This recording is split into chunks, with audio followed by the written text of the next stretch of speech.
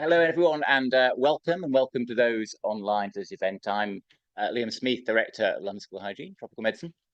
Delighted to welcome you here for this event, and online indeed. Health Misinformation Unpacked. So I'm going to start with the really exciting part. So get tweeting. So this is being recorded. There's no planned fire practice, so if you hear an alarm, do follow people who know where they're going, who are about to wave at you now. Any fire marshals in the room can wave, or anyone who knows what to do in a fire, which is going to the entrance you just came in at Keppel Street. Your nearest toilets are in the pump handle social lower ground floor, south courtyard ground floor, and they are but gender neutral cubicles too. I won't read the rest, just to say do enjoy the afternoon. And please do submit any questions on Slido. I was talking, I have to confess, by the way, my daughter's just gone into labour. So if I, no, I can take zero credit for that, but you know, I might be a tiny bit distracted. But I was actually chatting to her, and I was told her what I was doing, and she said, "Well, isn't that just? Why didn't you just call it lies?" Which was quite a good one, and it did make me think that I guess misinformation in part comes from very deliberate lies, often started by people who have quite a clear interest, knowing they're lying, but have a clear interest, whether that's political or financial or otherwise. And the challenge we're facing these days, compared to many years ago, is that those lies can be propagated by billions of people quite quickly, simply because they're sharing information. They're not making necessarily political gain from it. They're not making financial gain from it. They're just propagating it for free, either on behalf of the people who did start it up. So I quite like this phrase, which is misinformation isn't the cause of all our problems, but it makes anything it touches worse. And I think that is true.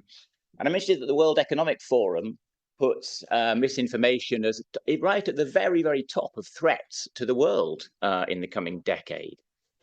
So last year, several people at the school, and internally it's called the school, by the way, because we're the best school, so it's called the school. Last year, several people at the school started talking more about misinformation, thinking, what can we do, perhaps as an institution, and a collaboration between particularly the communications department here and academics. And we've launched our own principles to counter misinformation. We've increased our engagement and developed online and social media guidelines for people to try and do something and counter misinformation. But I think the idea this afternoon is knowing that we achieve much more in partnership. So rather than trying to carry on alone, thinking about bringing more people together to share information, share expertise, share ideas about what could be done. And we're launching a call for expressions of interest in operational network, and we'll be sharing details about that and how you might get involved through the afternoon. I think that's all from me. Over to Pete Wilson, our media manager, who will introduce the rest of the day. Thank you.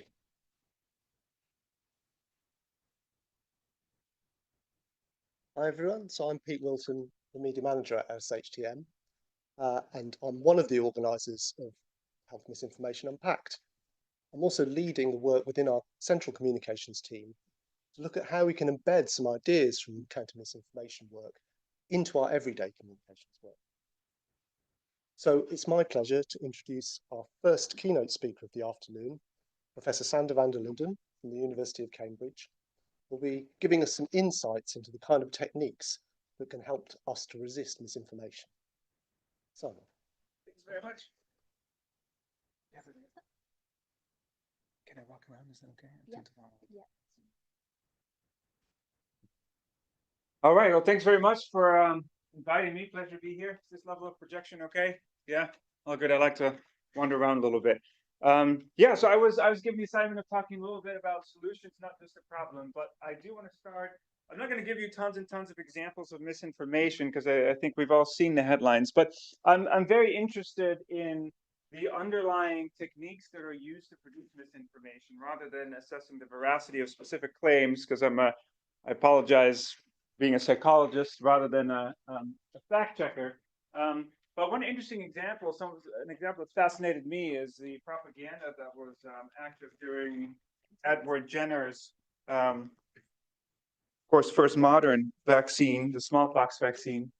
the cowpox vaccine against smallpox in the early 1800s. And of course, there were anti-vaxxers in the early 1800s, as soon as, in fact, there was a vaccine. And one of the things they would do is they would depict visuals, scary visuals. So there's this famous photo of a man in the US talking about the new, this was during COVID, the new mRNA vaccine and how it's going to change your body, it's going to change your DNA, that went viral, right? Lots of scary stories about this new technology, the US getting rid of it, of course.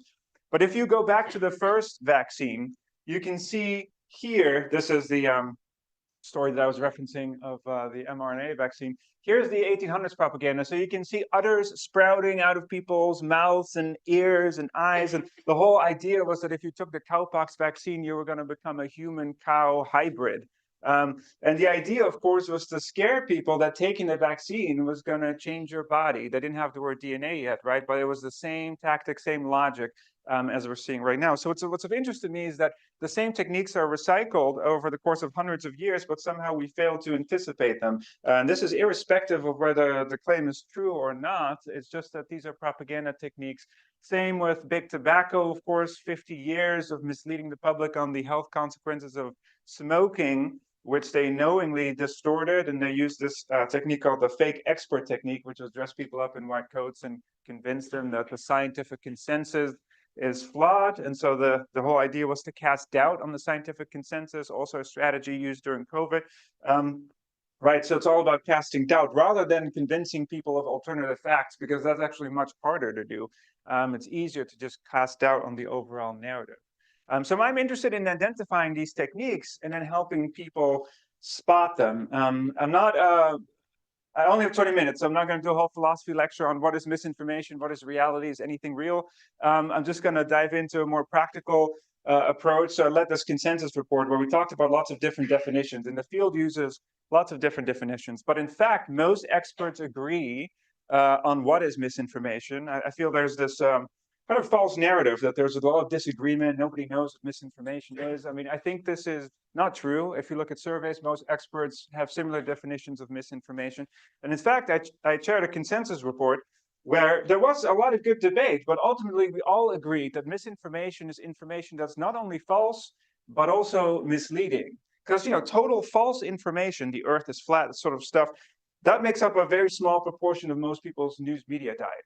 Right, so if you're a minimizer of a problem, then you would sort of just cling to this one side of a definition and say like, hey, look, most people don't see stuff that the earth is flat and aliens built the pyramids, right? But if you're a bit more realistic about definitions, such as it's not just about stuff that's false, but also biased, misleading, hyperpartisan, conspiratorial, then all of a sudden we're talking about a much larger proportion of content, right? Especially in the health domain. That is actually misinformation. So most of us agree that misinformation is information that's either false or misleading, importantly, regardless of source or intention, right? Disinformation is intentional misinformation. There are lies and people choose to lie because they have certain motives and incentives. But the source thing is important, right? Because you can define misinformation based on the source, which is what some researchers do. But I'm telling you this because our approach is a little bit different. So we kind of say we're source agnostic. I mean, you know, prominent sources can also publish misinformation, which is even more damaging because they have credibility, right? If you compare that to some fake news outlet that nobody pays attention to. But of course, good editorial outlets correct themselves and move on, right? So it's okay to make mistakes, but still misinformation coming from credible outlets can be quite damaging. Right, so misinformation, information that's false or misleading, regardless of source or intention. Intention also takes a lot of time to prove and document, right? So in real time, that can be hard. So why is this relevant? Why am I telling you this? So there was a paper in Science that actually showed that, yes, vaccine, fact-check misinformation about vaccines is bad, right? That has a negative effect on vaccine intentions in the study. So they coupled Facebook data, millions of data points from Facebook with experimental survey data. But the stuff that wasn't fact-checked as overtly false, the impact was 50 times bigger on the intentions to vaccinate than that of fact-check misinformation.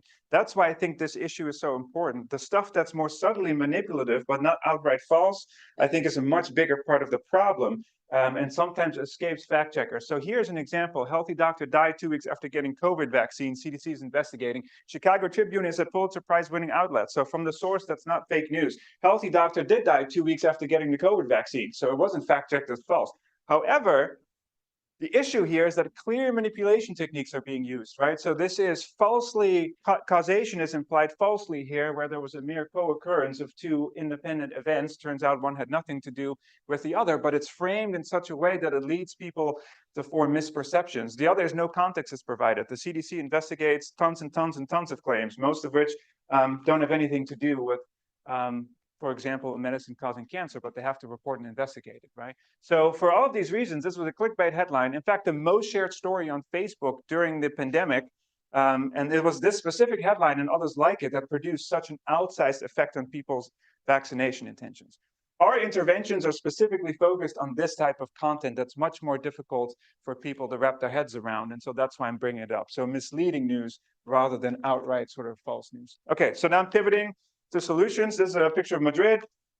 Lots of people in Madrid. Madrid city in Spain, tons of people, 3.5 million, most popular city in Europe. Here's the flag of Spain. Here's lots of people in the airport in Madrid, tons of people. Is there anyone here from Madrid? No? Good. Okay, so tons of people in Madrid. Population growth skyrocketing. So many people in Madrid, tons of people, most popular city in Europe. All right, so now if I tell you that that was total bullshit, Madrid is not the most populous city in New York. Europe, I said Europe, right? For those paying attention. Your brain has to do something funny, which is engage in a process of negation. So now you have to tag something in your memory that you heard and processed. What you thought was true is now false. This process is very difficult for a number of reasons. I don't have time to go into a lot of it, but basically when you put people in an fMRI scanner and you look at their brains when they hear something true and then later say it's false, and then you sort of retract it and then see how people update their beliefs, there are two things that are going wrong. One is people often fail to integrate a correction into their mental model of how something works. It's called an integration error. The other is called a retrieval error. So we store true and false information in the brain concurrently. So when you access true information, you have to suppress the false information. It has to be tagged as false, and you have to suppress it during a retrieval. The problem is that lots of things can go wrong. People might not like the correction. It's too lengthy, right? It's too sciencey compared to the initial misinformation. Maybe it doesn't resonate with people, the correction. Maybe you are in a disadvantageous position because now you have to repeat the misinformation and then say that it's false. And so you end up strengthening some of the connections people already have with the misinformation because your memory is like a network, right? So there's nodes and links. And so the repetition strengthens the links, right, between the nodes. So the more you repeat it, the stronger the links become. And if people don't integrate the correction, then you have this sort of ironic effect. So debunking, fact-checking, super important, does work in reducing misperceptions, but tend to not eliminate them because of this continued influence of misinformation. So that's why I spent the last 10 years focusing on this idea of pre-bunking or inoculation, which is trying to prevent people from encoding misinformation in the first place. I'm going to run you through some studies on how we do that. So for this audience, for a vaccine hesitant audience, less useful metaphor, but for you guys, perhaps not so bad. The idea of inoculation is that it follows the medical analogy exactly, right? So just as you expose the body to a weakened or inactivated strain of a virus to try to trigger the production of antibodies to help confer resistance against future infection, turns out you can do the same with the brain by preemptively exposing people, not just to facts, but to actually a weakened dose of the misinformation and the techniques used to produce misinformation. And by preemptively refuting them and deconstructing them and allowing people to figure out whether they're false or misleading, people can build up cognitive or mental immunity and not be duped by the full dose later on. And you can measure those cognitive antibodies by looking at how people are in discerning manipulative from non-manipulative content, how well their memory is, how motivated they are.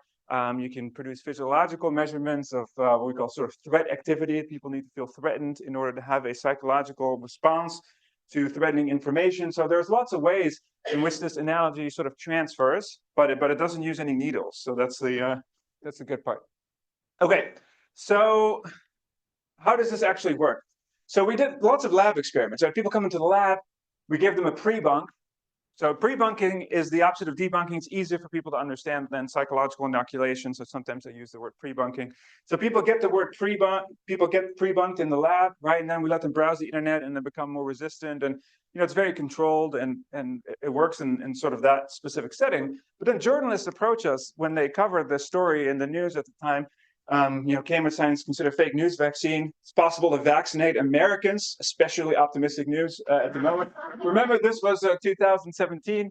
I'm not sure if the vaccine still works. Disinformation vaccine, right? One journalist called us and asked if this was fake news, which, I thought was a clever one. So I suggested, look at the research, make up your own mind. The idea, the journalists, they had some decent critiques. They said, okay, great, but who's going to come to your lab, right? And like, you can't just have a queue at the Cambridge, lab and like vaccinate people. How's this going to work in the real world?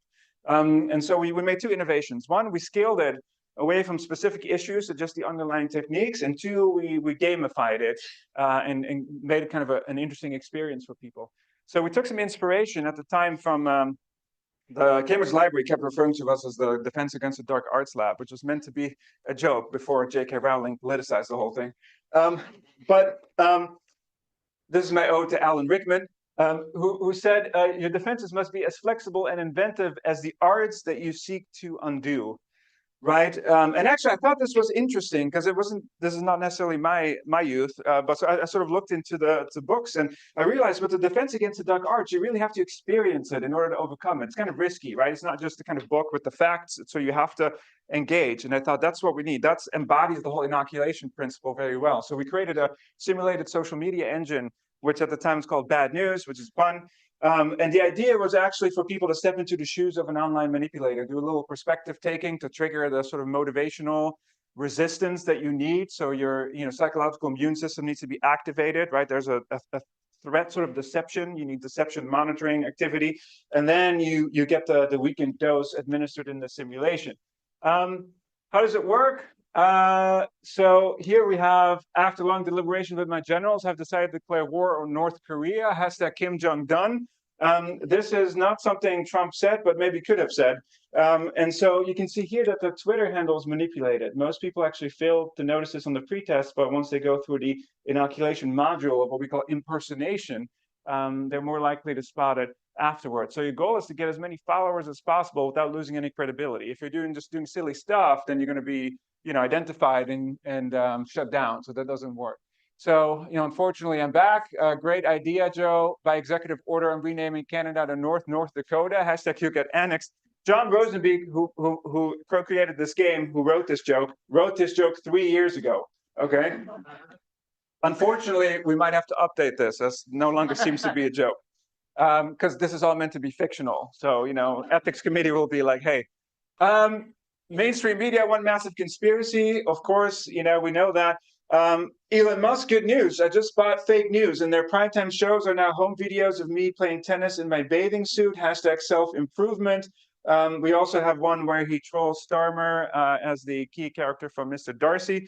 And so, the idea is to illustrate trolling, which is what Elon is a master of, and it's part of the trolling technique, right? So it's interactive, right? So people interact with you, they respond, and you gain followers, and you go through the different levels. So polarizing headline, right? Us versus them, impersonating doctors, right? Politicians, conspiratorial thinking, trolling, emotional manipulation, fear-mongering, and discrediting. So we spent about a year researching what professional propagandists, what techniques they use. So we interviewed people who worked in Russian troll farms, for example. So that's where a lot of these techniques come from. I mean, they're not, all of the techniques, so we keep expanding them, but these were 6 common ones. So this thing went viral on the internet organically somewhat, which was interesting for us because we could gather lots of data. So when the game went viral online, this is John Rosenbeek, the quiz that we had built in, pre-post, very simple, right? Online simulation, 20-minute simulation. We asked people before, after. You can see here on the credible sort of news, people find that credible before, after. Darker bars are after, right? No manipulation present. But for the ones that use the manipulation technique, people find them significantly less reliable after playing. Now, remember, the goal here is to inoculate someone against a general technique, kind of the DNA of misinformation, right? Or propaganda, and bombard them with a whole range so that you have a more broad spectrum sort of immunity, right? That's the goal that we're trying to do here. So these are the whole distributions. So it didn't really matter if you were left, right, young, old, lower, higher educated. People start at different levels, right? This is the density. But the intervention effect was about the same. Now, it wasn't a true randomized placebo, right? It was just a within-subject experiment, very simple. So we started doing pre-registered randomized controls, as well as over time. So what does a control group do? They play Tetris. So Someone emailed us asking for paying them to play Tetris for 20 minutes. But yes, if you're in the control group, not too bad. So here's Raccoon, who's now at Oxford, who did a lot of these trials. So you get randomized to bad news or Tetris.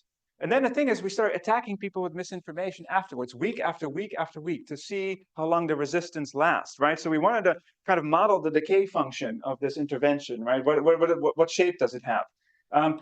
In the first experiment, this is how all of our studies work. You get the pretest, the quiz, right? Then you're randomized to inoculation control, and then we follow up week after week after week with the misinformation attack, as it's called in the literature, a bit nefarious. But in the second experiment, everything's the same. We just follow up with people at the end, nothing in between. And the third one, we change the items all the time to make sure that people are not memorizing their answers. So what you see here basically was a little surprising. So these are the data, so nothing pre, and then people find the average of lots of fake news items less reliable right after playing. But it stayed like that for 3 months. See, density shifts to the left.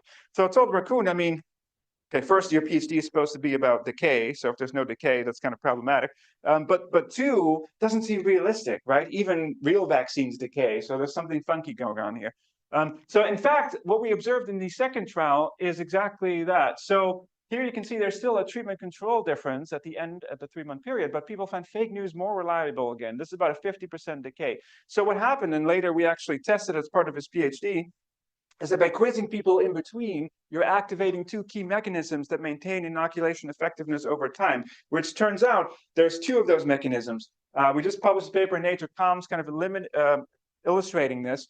It's memory and motivation. So people forget over time, that's one, and you can model the forgetting curve pretty well. And 2 is people lose motivation, but also you need motivation in order to memorize things, right? And so in order to consolidate your memory, so get something into your long-term memory, you need to remember it. But it turns out you can boost people. So we boost people, right, with short quizzes or short iterations of the intervention, which actually maintains the effect over time pretty well.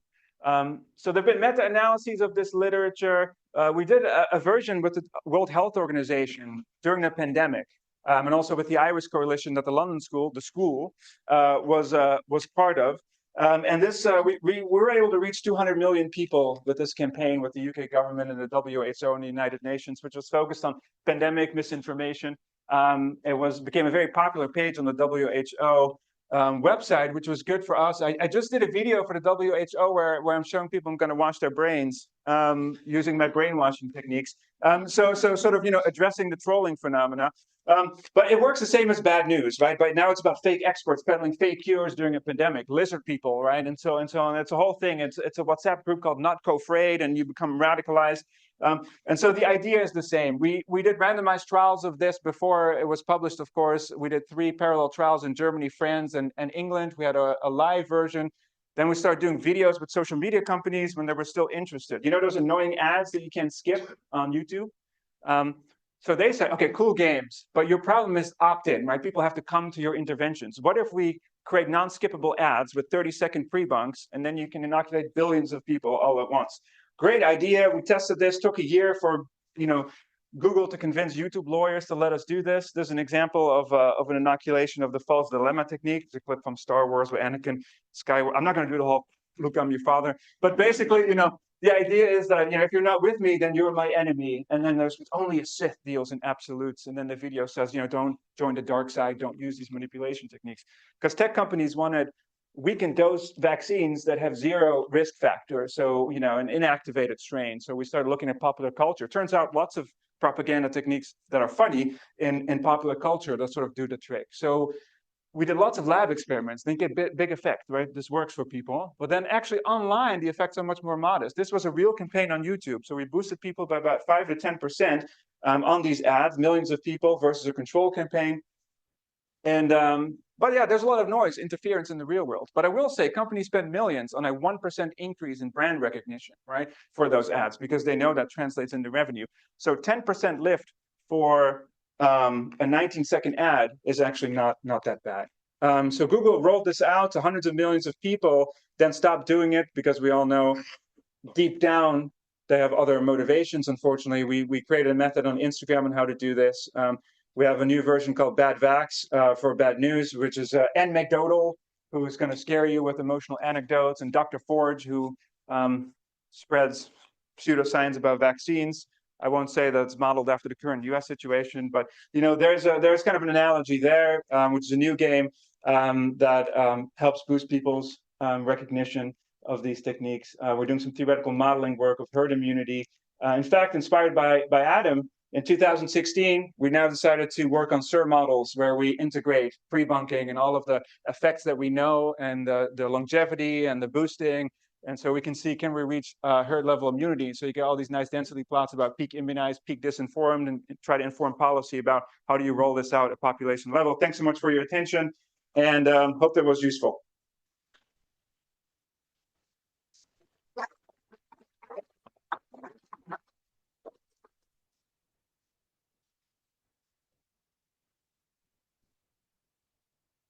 Thanks very much, Sander. Certainly an awful lot to unpack there, I think I can definitely say. So we're just going to move on now to our opening panel. So this will look at some of the sort of key concepts and questions around misinformation, and particularly health misinformation, and what we might do about it. So I'll be passing over in a moment to Professor Adam Kucharski, who will be chairing the panel. Thank you. So while we just get set up, I'm Adam Kucharski. I'm a professor of infectious disease epidemiology here and co-director of our Centre for Epidemic Preparedness and Response. So we're going to start with a panel with a number of perspectives. We're going to keep this a kind of discussion amongst ourselves for the first panel, but if you've got questions, ideas, comments, please use the Slido, and we're going to have a panel later that's a bit more expanded, where we're going to be able to get to a lot of those. So please do keep things coming up on Slido, and similarly, after the talk, anything that sparks. Have you got one? I'll sit here actually, otherwise I'm sort of lurking over people. Okay. Sorry. Okay, so it's got the mic, is it? Yeah, Right, great.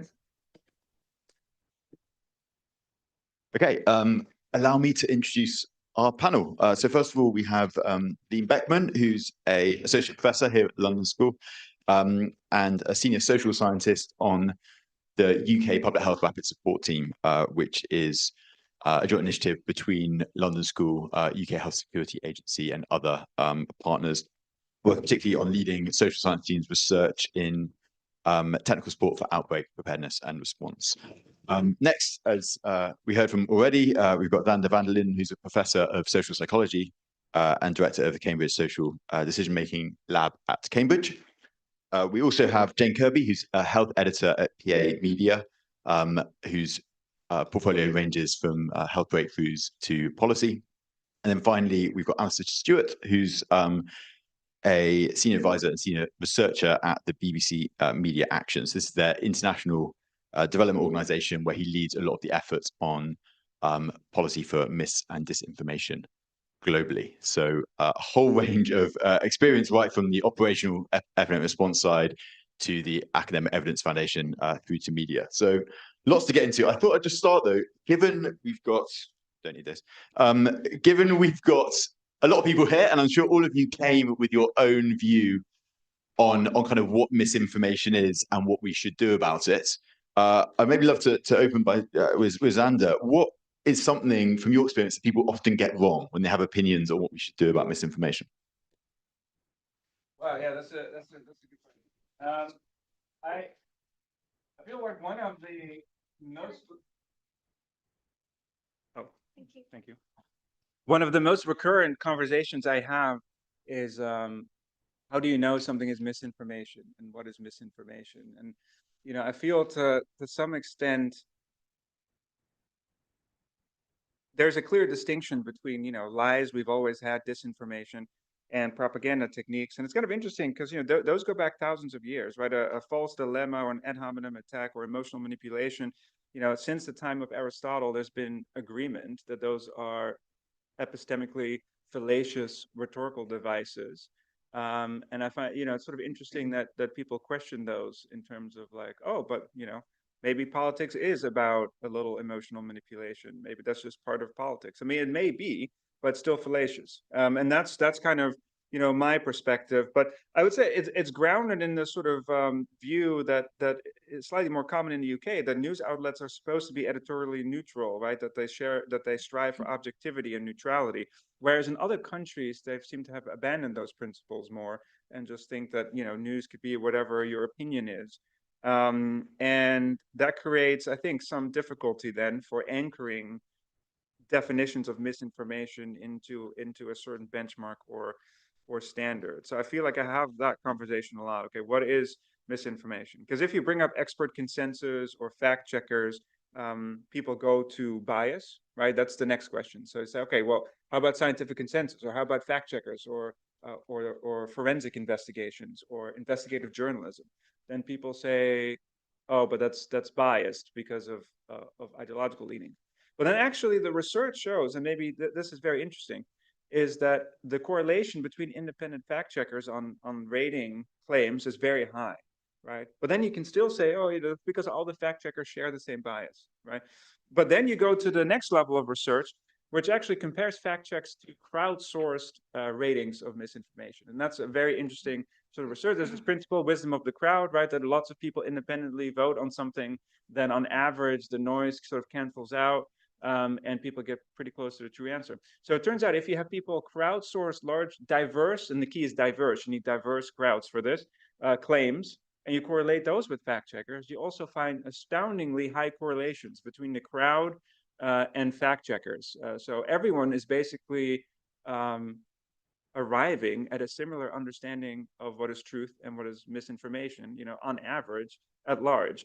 And I feel that resonates more with people who don't trust elites because they trust the crowd and they trust mechanisms like, you know, X's sort of community notes, which is, you know, largely based on the same idea of the wisdom of the crowd. It can be hacked, sure, it can be hijacked, those mechanisms, if votes are not independent. But by and large, I think that helps sort of assuage people's concerns that everything is biased and you can't trust everything, you know, anything anymore. So I feel like, no, actually, fact checkers agree, large crowds of regular people agree with fact checkers that there is a baseline truth, and that misinformation deviates from that baseline. Yeah, I think, yeah, as you mentioned, community notes is a fascinating one. Just in terms of that idea, yeah, for those not familiar, certainly back in the day, maybe before the weights were on the scale so much, getting people who would normally disagree with each other on other topics where that consensus was. And I think people's kind of mental model of how that would work versus how it actually works was pretty different. I mean, I'd love to hear maybe any initial thoughts from other panelists just on, we're talking about kind of misinformation. Are there things you maybe from the global perspective you think people often get wrong when talking about countering this problem? Yeah, I think one of them certainly is that this is a problem all about facts and people's ignorance, and I think we really need to reframe it. It's very linked to people's identity, to their values, to distrust in institutions. Some of that distrust might be completely valid. I think we need to think of it as a much more holistic communication challenge, and to think about communication strategies that can deal with that really, and not kind of patronizing people about just not knowing the facts about something. We certainly see that in our work across the world. Yeah, I would agree with that. I think we sort of, you know, we need to get away from this idea that we can just lecture people with the facts, and I think that stands for the media as well. You know, gone are the days where we can just expect everybody to come to us as the media and we will tell them what to believe. You know, we're up against disinformation and misinformation all the time now, and our impact is being eroded as the media. And I think, you know, we've also got to really try and understand the barriers that are preventing people doing the right thing, what they see as, you know, what people see as is the right thing. There was a Royal College of Paediatrics and Child Health report out in the summer that I wrote up that I just thought was really, really interesting, and it was looking at why people don't vaccinate their children. And there were so many barriers where things could be done. And it wasn't just about people not believing the science, it was about people not being able to afford to get the bus to the appointment to vaccinate their children. They didn't have enough time with doctors, GPs are pushed for time, didn't have enough time to spend with them to go over their concerns. There's been a massive decline in health visitors, which means these personal relationships that people have don't exist anymore, or don't exist as frequently anymore. And I think, you know, there are all those things that we need to be looking at, and not just presuming that people are stupid and they just need to be told more facts. Nadine, any reflections from your many global examples? Just really, really quickly to add to what's already been said. Those are exactly the points that I would have been making. And maybe just to add very briefly to this, that I think there's a bit of a danger in the current huge focus on online media, social media, and working at that online level to the detriment of actual real life engagement with people. And we see that there are massive funding cuts everywhere that really impact that kind of work. And I'm happy to talk about this a bit more later on, but this is really a really, really essential part of the puzzle that we mustn't miss. Thanks. And I'd maybe just like to dig a bit more into that media and journalism side. I mean, be keen to hear a bit more on, first of all, how it's changing your work. I think Zander's talk made the trajectory of kind of even 10 years ago where some of these ideas started emerging, where we are, where we're going. But I think also, I think a lot of people in science have discovered things, have built evidence, kind of want to get that out there. But I'd be interested to hear your thoughts on some of the things that they're not doing effectively, or where you think some of the mistakes are made in translating that evidence to how it gets kind of taken up more broadly. So I think for journalists, misinformation's really changed the landscape of their work. They're now up against a flood of viral content. They're trying to compete for attention within that kind of media environment. That's creating two big pressures. One is on speed to try and get information out quickly, but also on accuracy because they need to verify these claims. And that creates a real tension in newsrooms about trying to meet both of those. And that's in a ever increasingly challenging media environment where news organizations are losing audiences and have dwindling resources to do this work. Most organizations don't have specialists in this type of work either, so there are real barriers there. Also the challenge of false balance, so organizations that are trying to be impartial, they might platform views that they're actually incorrect and give kind of airtime to that. And also the online harassment that journalists working on on misinformation face. I mean, I know colleagues who face this every day. It's pretty extreme. And then there's a backdrop of wider trust in mainstream media, and people not knowing where to trust. So there are huge pressures on the media anyway. In terms of universities and other organizations working on this and trying to get evidence out there, I think there's an issue with use of too much jargon and complexity in how they're trying to communicate stories, not necessarily thinking about the audiences that they're trying to engage and how you need to communicate differently to different groups of people, and the communication challenges that communication channels that you use to do that. Also being quite reactive, so maybe trying to do press releases on a particular study rather than thinking about communicating on an issue over a more prolonged period of time. Or trying to correct something when there's false information about it. And then also just work with journalists. I think too many organizations go to journalists when they want to communicate rather than trying to build those relationships in advance and thinking about how they can build up connections with media organizations. Jane, thoughts? Yeah, I would agree with all that. I think actually the fundamentals of what we do haven't changed.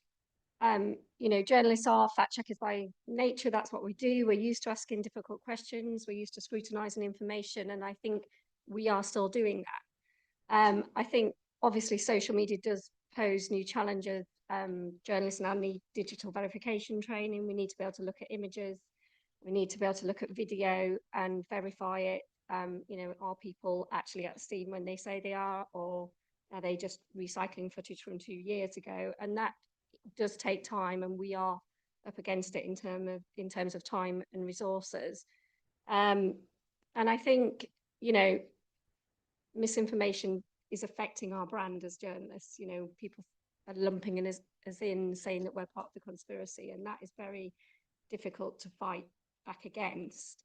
And I think, you know, when it comes to the mistakes that institutions are making, universities are making, some of this will sound really basic, and it feels very basic to me, but it still happens. So many press releases sent late in the day.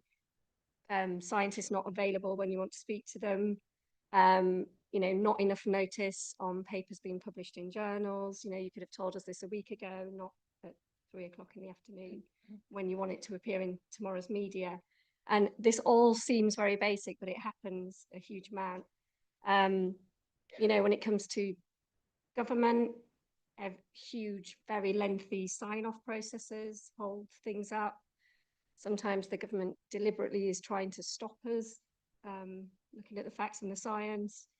They will send press releases that have the headline news as they want it to be presented the following day. And when we go back to them and say, can we have the consultation document that you're talking about? Or can we have the strategy? Oh, no, you can't have that until after this has been and gone. So they are just managing the news and stopping us doing our jobs. And, you know, yeah, there's just challenges, whichever way you look, really. Without putting on the spot too much, I was wondering if there's any kind of examples of good practice that have stood out in recent years, where something perhaps on a potentially difficult issue, you felt that evidence has got out there very effectively, and maybe by following some of those basics, as you said, and just, you know, in terms of the transparency of the communication. I feel like during the COVID pandemic, things just worked so much better. I mean, the access we had to scientists during the pandemic, and it has definitely worn off now, was amazing. And we used to, you know, have off-the-record briefings with Patrick Vallance. He was happy to talk to us, so we could just bombard him with all these questions about what was happening. We didn't really, you know, we were learning at the same rate as everybody else about the new variants and so on, and what the COVID vaccines would do. Is it true that the AstraZeneca vaccine is not going to be as good as Pfizer? You know, we could just ask these questions, and we just had brilliant access to people at the top of government, and I would say we don't have that anymore. And I think we should take something from that, because if we can communicate in that way, you know, it's much more effective. Yes, yeah, having those examples of good practice, I think, is really valuable. And maybe on that question of outbreaks, you get Nadine, so you and the lab support team obviously worked on a whole number of different pathogens in a whole number of different places. I'd be interested to get your thoughts on, first of all, in outbreaks, why do people believe things that are not true about what's circulating? And are there any predictable features or themes that you find tend to come up again and again? Yeah, definitely. So in order to understand this question, or be able to answer this question, I think we really need to understand the particular context in which an outbreak occurs. And I just want to touch on two key issues here, I think, that are really important. One is the importance of trust and who people trust to receive information from and so on. But also the other is the influence of structural constraints. So outbreaks generally are times of huge uncertainty. People are scared. They're trying to make sense of what's going on. They try to keep safe in this environment. And often they turn to tried and tested ways. You know, an outbreak doesn't occur in a vacuum. Usually people have treatments that they know work for the kinds of symptoms that this disease might present with. You know, they try some herbs for diarrhea, or they go to church to pray for recovery from a fever and so on. So there is an existing spectrum of things that people can do and people believe works with particular kinds of symptoms. And all of that takes place in a context where very often we have pluralistic ideas of what causes disease. So we have the biomedical causes of disease as a pathogen, but also there are ideas around spiritual causes, spiritual attacks, and so on. So a whole range of different kinds of explanatory models get played up at the same time. And at the same time, lots of information starts floating around. Information gets pushed out by the traditional media, by social media platforms, by official government platforms. Health workers will go door to door and start educating people about this outbreak. And then, of course, people talk with their neighbors, their families, in the marketplace and schools. So there's loads of information going around. And some of that information may actually be very contradictory. People tell you very different things depending on what they believe caused this outbreak. So that then means that people have to try to make sense of what is going on and figure out which sources of information they trust the most. So trust is really at the core of people's decision making, and especially so, I think, at moments of crisis. If an outbreak happens in a context where trust in official institutions, in response agencies, in traditional media is already quite low, and this might be due to past experiences with outbreaks that have been badly managed, or general experiences with corruption, or just knowing that or believing that the government or the response actors don't really have my best interests at heart, then in those cases, people are much more likely to turn to other sources of information. So trust is really, really important. I worked on a cholera outbreak in Malawi a couple of years ago, where there were loads of stories going around about that cholera outbreak actually having been caused by the government or some of the agencies that work in the country, that it was all part of a ruse to get money into the country. And of course, there's a kernel of truth in there. Money does come into the country. And there is a lot of discussion. People are very observant as to how that money gets spent and who gets a share of that. So loads of stories going on. So the context has huge implications on how information will be received by people. And often the messenger is really just as important as the message itself. In an outbreak, quite often usually I get assigned to the risk communication and community engagement team, and there's a lot of focus on designing the right messages and printing them on paper, on posters to be put up in the clinics. But what we have started to do much more is looking at who people trust to receive information from. That's really, really important. And quite often, and this goes back to who spreads misinformation, quite often people like to receive information from somebody they're close to. They are either emotionally close to, or they have really good experiences with. This can be very often somebody in their immediate social environment. It can also be somebody who is more distanced through the government, for example, when people really trust in those institutions. So people who are close to you, or somebody who holds a very high status, who's generally seen as very knowledgeable and working in good faith.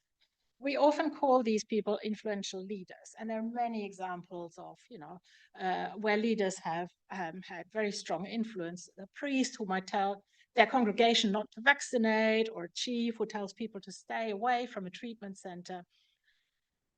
But it's not always this straightforward. Often there are influential people in the communities that are much less visible, that hold informal ways or informal sources of authority. This might be, the woman next door who is very morally upright, and therefore people turn to for advice. There are many, many sources of less visible authority in that context. So we need to understand who these are too, and start working with them much, much more. And we always ask people where they get information from in the context of an outbreak. And then the second very short point that I wanted to make is that trust is not the only determinant here. People evaluate information in the context of their daily life.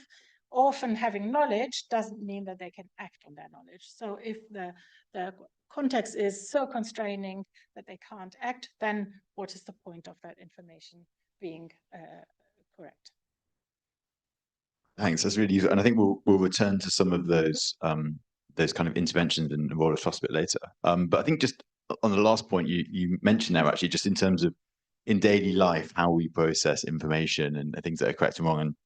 And Sandra, in your talk, you outlined quite nicely some of the reasons that almost like the stickiness of falsehoods. And I think we're focusing today on a lot of these quite high stakes falsehoods, misleading information, misinformation.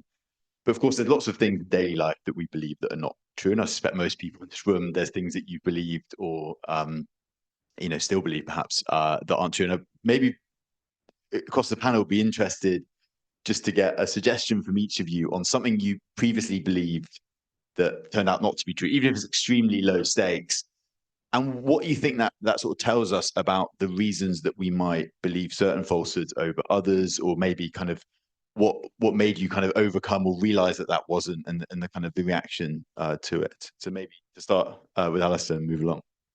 The one I always think of and find embarrassing is that I was doing work on COVID communication across multiple countries every day during the pandemic, working more than I'd ever worked before.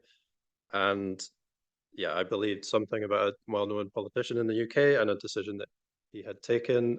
I believed it straight away as soon as I read it. I shared it with someone, said, "Can you believe he's doing this?" And it was completely made up. Probably not the first time that's happened to people in this room. I think the reasons were that I was angry and very tired, and my defenses against misinformation were lowered because of that. But that's the one I always think of. Thanks, Jane. I bought collagen supplements. All my friends are just swearing by them, and we're all going to prevent aging. And I was like, right, okay, let's have a go at this. And and then I thought, actually, what is the evidence behind this? I had to listen to a BBC podcast on it to learn that actually there isn't any evidence for it. So I stopped taking them. But it just shows how just having your friends around you whipping something up and making it sound amazing can influence you. Thunder?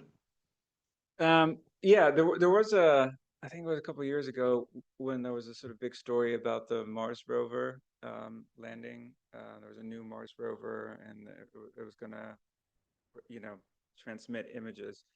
And about a week before the actual landing took place, my partner, I'm not blaming it on my partner, by the way, forwarded me a then tweet from Stephen King, who I generally trusted, and it was a video of the Mars rover, and I was like watching it, and I was like, whoa, wind on Mars, and it was like blowing wind and audio. I was like, wow, that's impressive. But then it turned out that Stephen King had retweeted this from a journalist, and it turned out it was some kind of deep fake. So it turns out that they had actually used Mars rover imagery and prior wind sounds from some other expedition, recombined it to make it seem as if, and I think the reason why it worked was because my brain was anticipating the Mars rover landing, right? So I was prepared to assimilate that information with a very low barrier. Then you don't always double check things on social media, what you think was a trusted actor. So lots of the key sort of ingredients and why people fall for misinformation. So for a while I thought I was listening to live wind sounds from Mars, but it turned out not to be true. I think believe what you see. I think this was a nice example though, because you mentioned Alasdair, the kind of anger, but there's also, there's a range of emotional responses. So in that case, it's the kind of like, oh, wow, this is amazing. And those triggers can kind of work in both directions. Nadine? Growing up in Germany, there were loads of small things, small falsehoods that we all grew up with and all shared. Like, if you go out in the winter with wet hair, you'll catch a terrible cold. You get a kidney infection if you wear short top, clearly a form of social control of the girls, I think. Loads of those small things, and they work, of course, because everybody believes them. And they get passed around. They're kind of, traditional knowledge, I would say, that everybody believes in. And then there are bigger things, like if you just work hard enough, you can achieve whatever you want. Even though, of course, everyone is aware that there are much bigger forces going on that, keep people from achieving what they want very often. So really, like, starting to think about things critically. And this is something that I've really taken from education in Germany, I think, as the post-war curriculum took shape, was that in every subject, we were trained to think critically, to evaluate the sources. Where does this information come from? Is it actually credible? What are the motivations of those who spread them, that shape the information that we receive?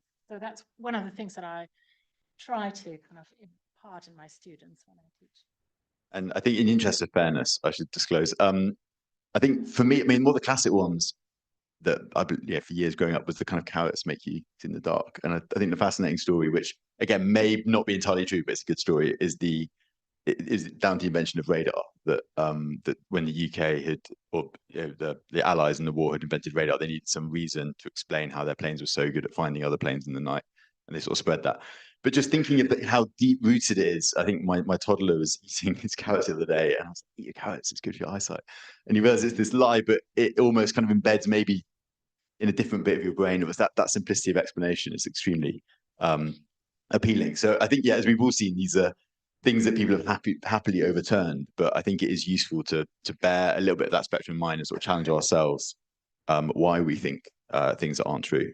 Maybe just moving on, we've touched a bit about it, about kind of different groups, different organizations. I mean, the World Health Organization do fantastic work globally, but in 2020, famously, they tweeted, fact, COVID-19 is not airborne, which turned out to be not really where the evidence was.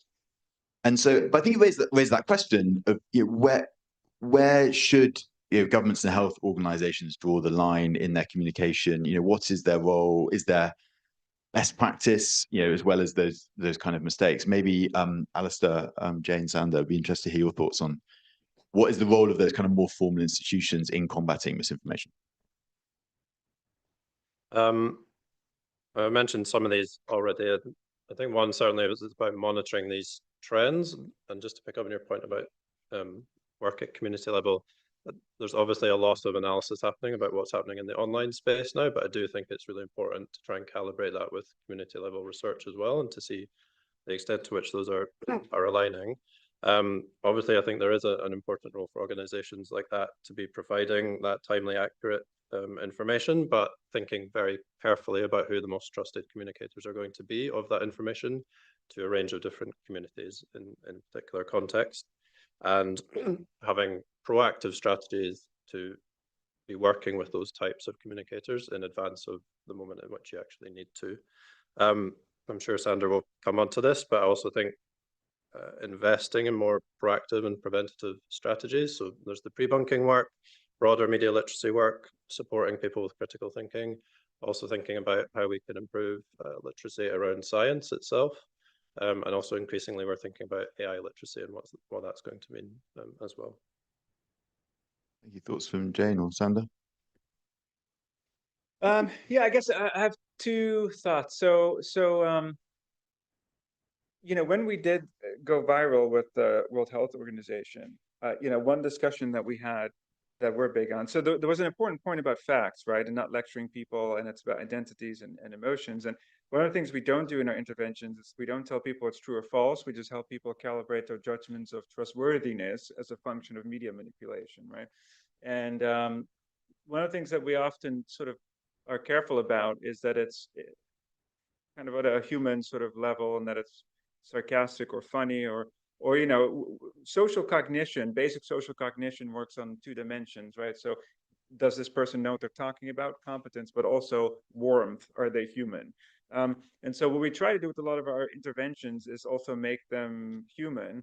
And in our initial conversation with the WHO about Go Viral, we wanted to call the game Unmasked, both as a joke about the WHO with the whole masking thing, but also unmasking the techniques of manipulation.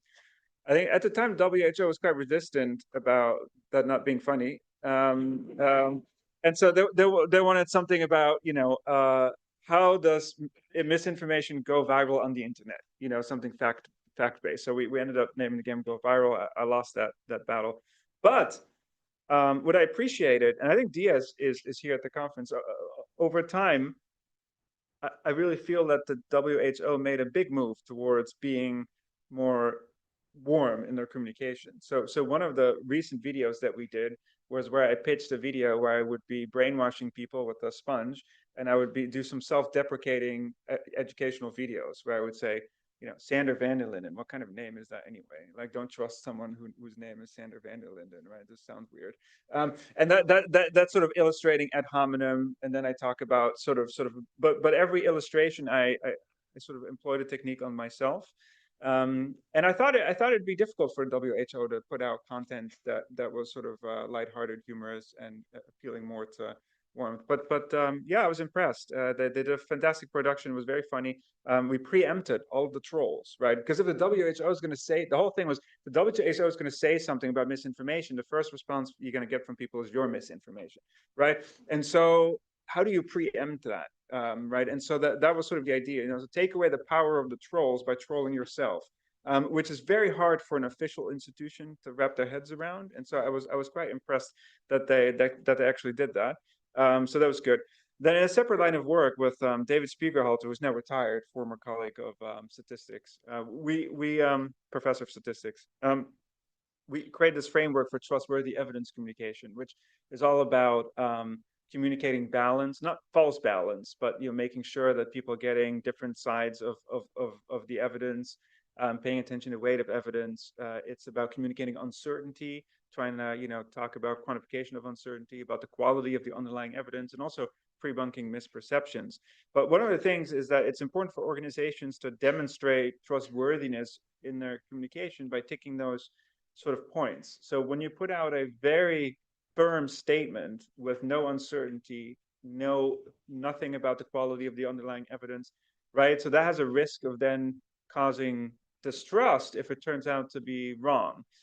So in this particular case, the COVID airborne, I think it's complex. The WHO, the scientific consensus takes a long time to build. They had a very strong prior about everything that's been shown in the past. So if you get new evidence, it's going to take time to overturn the consensus. They're not an organization that's meant to sort of, speed through the evidence and change their whole position.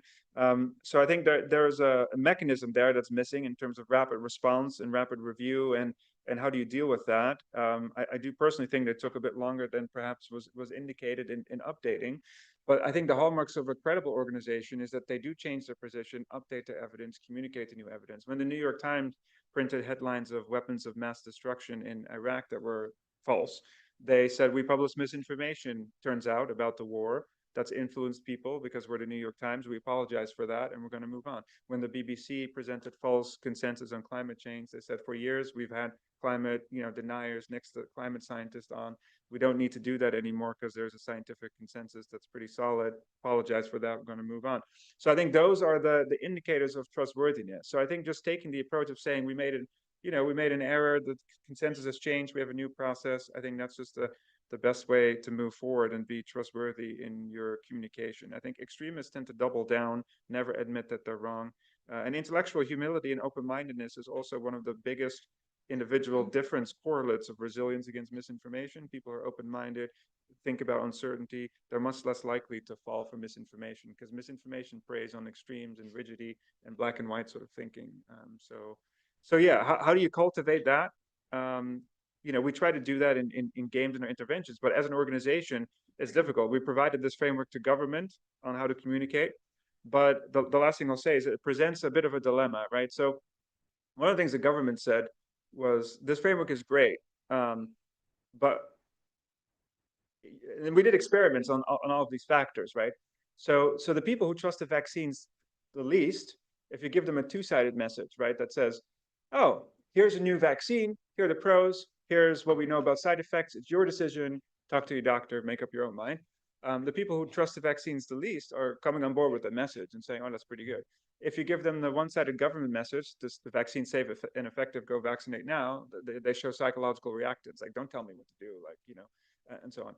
And so the government wants to be trustworthy, but they also want to get people vaccinated. And so their dilemma is, well, if we put out a campaign like this, some people might reconsider their vaccination decisions, which is true because you're being open and trustworthy about uncertainty and all of that. But that's not the policy goal, right? Government has policy goals and they want to achieve their policy goals. And so there's this inherent tension between, and it is true in public health as well. Public health has an advocacy component, right? That it's okay to advocate for certain outcomes. And so are you advocating for a particular solution, or are you trying to be as open and neutral as you can be as a communicator to promote trustworthiness? And there's an inherent tension there, and I'm not quite sure how to resolve that. I think in emergency situations, persuasion is probably okay when it's necessary, but at other times, maybe being a bit more open and having some more intellectual humility and open-mindedness and flagging uncertainty is probably is probably better. So our research kind of shows that, you know, when the uncertainty is quantified, people are okay with it. We did an experiment with the BBC where we exposed half the country to one BBC story and the other half of the country to a different story that didn't have the uncertainty. Turns out people were okay with, you know, it didn't erode trust in the BBC to have the uncertainty there, but it was quantified. I think when it's verbal, like, we don't know, could be this, could be that. You might be dying of a heart attack, you might not be. People don't like that kind of uncertainty. That's bad uncertainty, right? And so you want to avoid that. But when you can, and so yeah, so BBC took that on board, but they didn't necessarily change their policy around uncertainty. They still have the feeling that people can't really deal with quantified uncertainty, and so yeah, it's and it's difficult for everyday reporting to do that, right? And so yeah, I'm not quite sure how to resolve the question of how to be a trustworthy communicator and also having public health or policy goals. Yeah, and I think on that question of kind of intersection with journalism, and I think as you mentioned, as on the one hand, there's almost the risk of lecturing with oversimplistic messages versus, just trying to cover so many things that there isn't really a message at all. I mean, it'd be interesting to hear Jay and Alasdair's thoughts. That I think specifically on this question of how you counter misinformation or how you maybe communicate some of the techniques we've been better at. How there's a risk that academics can just sound like they're lecturing the public. So how can you, I guess, tell some of those stories in a compelling way, or what are the angles that you think are both important but also well placed to get across to wider audiences?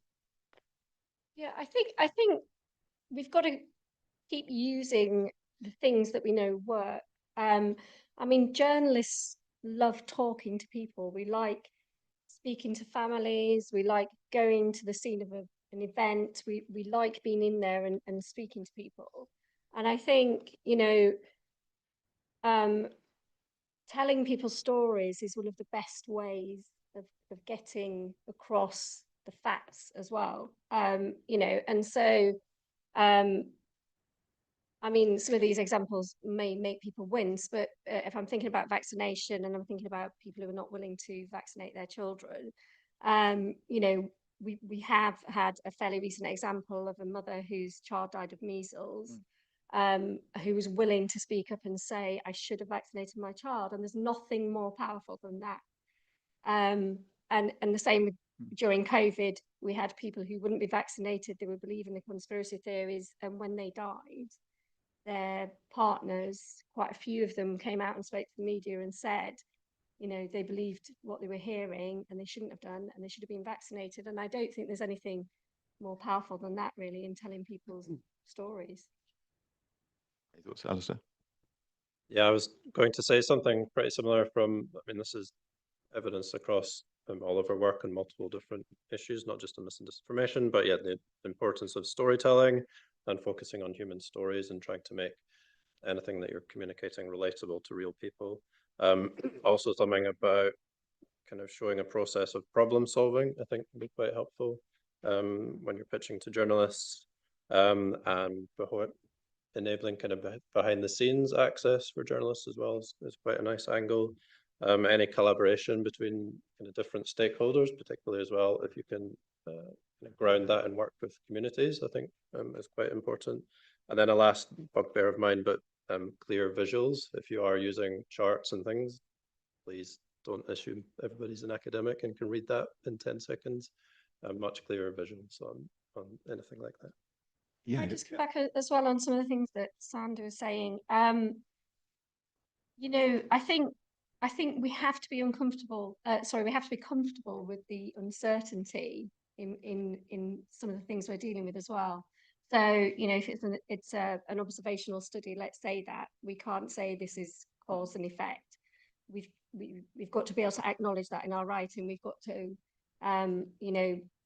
explain where the science doesn't know everything and that people may disagree about it. And we've got to become more comfortable, I think, as journalists in using that in our stories. And I also think, there's a real role for explainers and Q&As and preempting the questions that people have.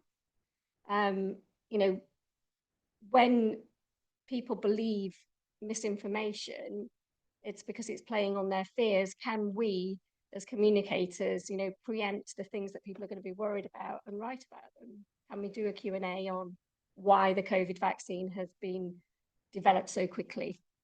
can we explain, you know, that it doesn't mean that people aren't being rigorous. It just means that the regulators have got together and been able to speed it up. You know, can we get those messages across? That's a really good point. I mean, there's often that predictability on certain topics that we have the benefit of thinking these are the things that people may want to know. And maybe Nadine, go back to your work on kind of outbreaks, and you're mentioning influential people within communities, and those kind of roles and how information gets taken up. I'd be interested to hear your thoughts on, are there particular things that have tended to work well or not work well in those kind of situations? Yeah, definitely. And they include all of those things that you've talked about, working with people who have been affected, who can give their personal witness statement of what it was like to be in that treatment center, or how they came to make the decision to seek care or get the vaccine. Those are incredibly powerful, and we do that very, very regularly. I think generally the need for real life work with real people, rather than overly relying on what online social listening reports tell us, is really, really important. Those social listening reports are given a lot of weight now. I know the Viral Facts campaign is a big drive within the WHO, and it's necessary, absolutely. I'm just slightly concerned that quite often there is a lot of cutting of funds, of efforts on the actual real life community engagement side. And there is a huge danger for bias introduced through this work, because when I talk to, we do quite a lot of capacity strengthening on data analysis as well with our partners, and quite often we find that there is quite a lot of bias already in the social listening reports. The focus is often on negative comments only, because they're seen as a problem for the response. So anything positive is kind of often left to the side. And the themes that are presented don't always reflect what we find on the ground. So quite often you find that in the online sphere, there's a lot of vaccine hesitancy. Actually, when you go to a hotspot community where people are dying from this disease, you have people queuing up for vaccines. So there's often a huge mismatch between what's going on. So what's been working well is, well, where there is hesitance, good community engagement, two-way dialogue, working with influential people, whoever that may be in the community, so really knowing who that is, and asking and working with people in their planning. So being guided by what people need from us. What kind of support do they need? Rather than us going there and saying, here is this and that, you should be doing this and that. It's action planning that is led by the affected communities. And for that, the really, really important thing is that we have to work with the particular affected communities. We have to go into the hotspots. A national level campaign is not going to do the trick. You have to understand what exactly is going on in that affected community and work with people there to build that trust and to build interventions that are actually actionable by the people that we work with. I think with that, I think that's a good point to end on. So as mentioned, there'll be an opportunity to put your questions later to the panel. So I think Slido will go up at some point in the next minute or two. So please do get your questions in. We'll have opportunity to kind of dig into things from the audience later. But with that, I'd like you all to thank our panel for their wonderful contributions.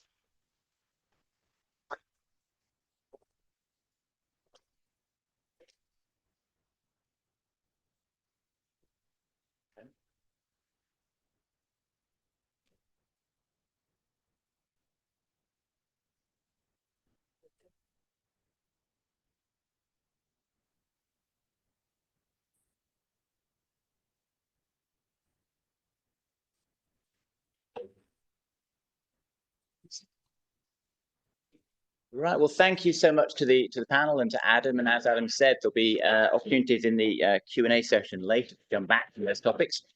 It's now my honour to present our next speaker, Professor Sir Chris Whitty. Chris was a professor here at the school in public and international health, and was Centre Director for our malaria centre for a number of years before entering into being, first of all, the scientific advisor to the government, and in 2019 was appointed the chief medical officer just in time for COVID-19. And I can say from all, certainly myself, that I think not just that our country, but in fact many parts of the world owe a huge debt of gratitude to Chris for everything he did through the pandemic. And I really mean that. And I presented an award to Chris. I can't remember what it was. I think it was a fellowship at the University of London a couple of years ago. And I mentioned this, that I was going to say something like that. And he just shrugged and said I was just doing my job, which was a fairly modest response. So with that, I will hand you over. Thank you. Thanks,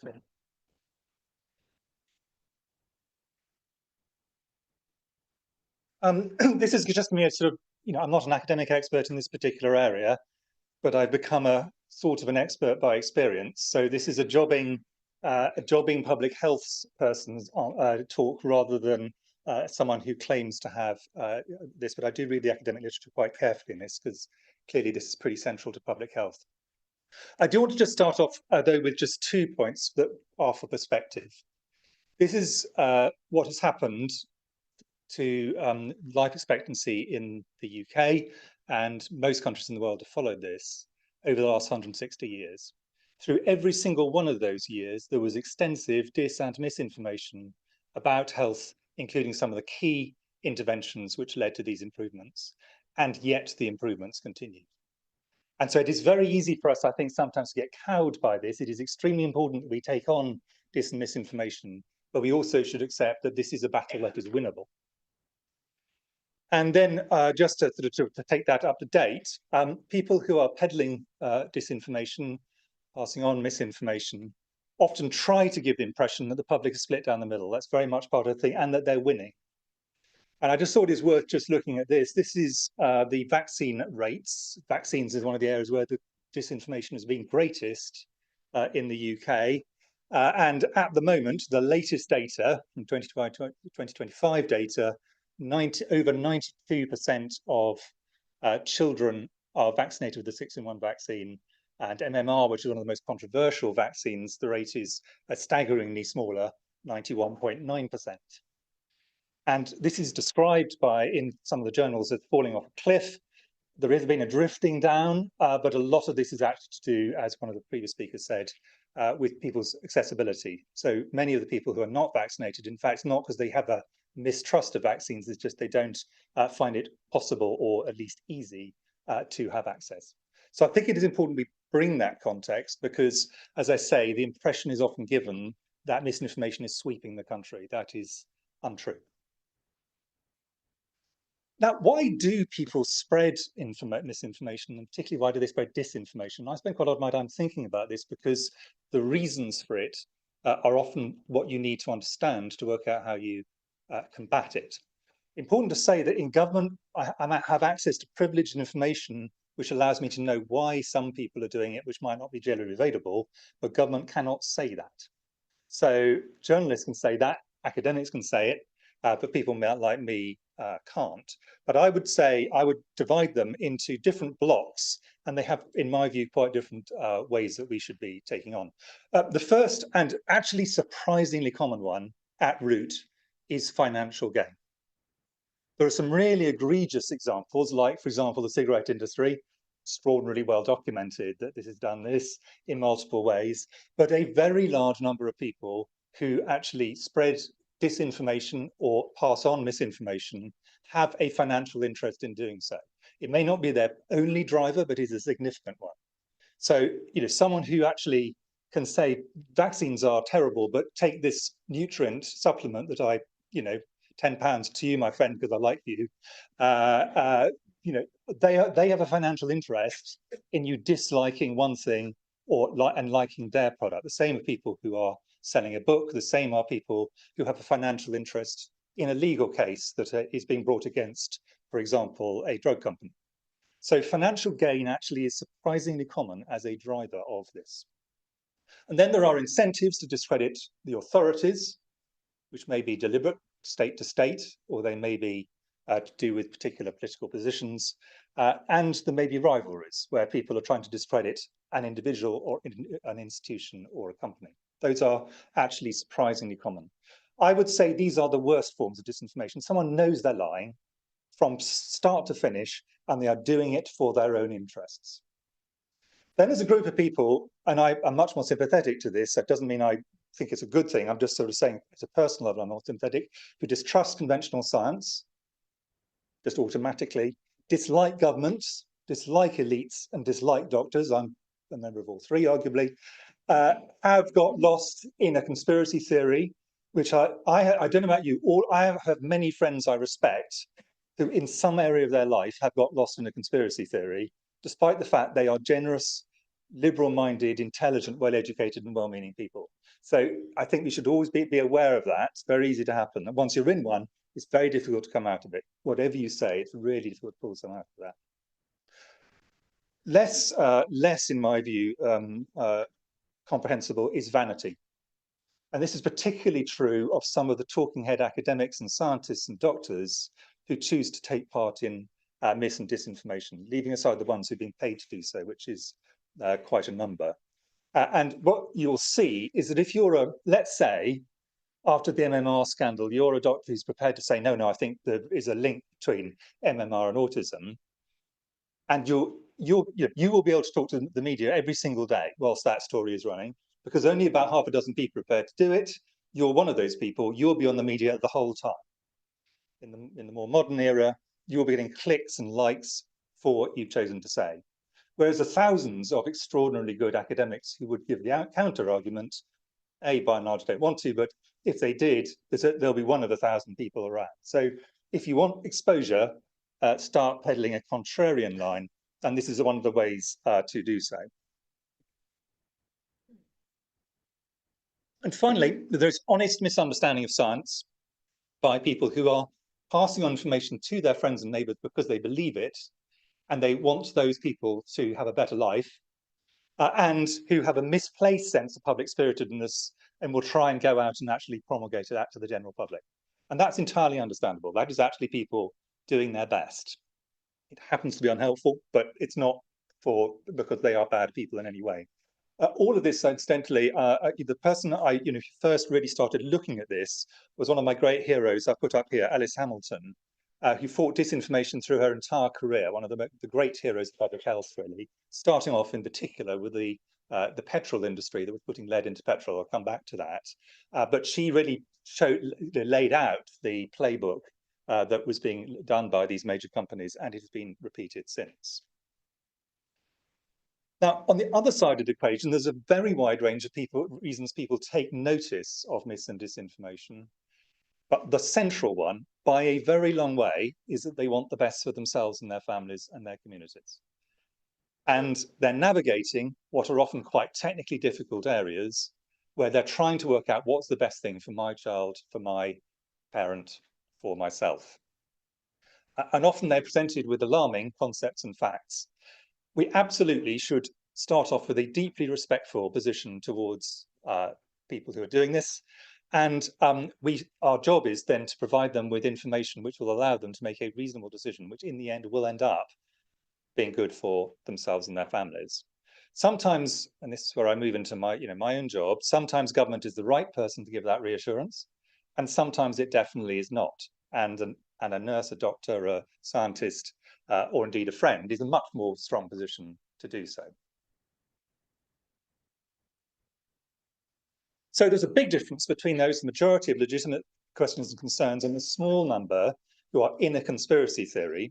And for the legitimate concerns, the academic sector has an extremely important role to play, and that is to provide reliable information. Some people will choose to communicate it to the public, but a much larger number are involved in actually producing the information, which means we can be confident when we give an answer to one of these questions that they are a solid answer. So, for example, the extraordinary academic effort that had to be put into combating the MMR Andrew Wakefield scandal was a great public service by the public health academic community.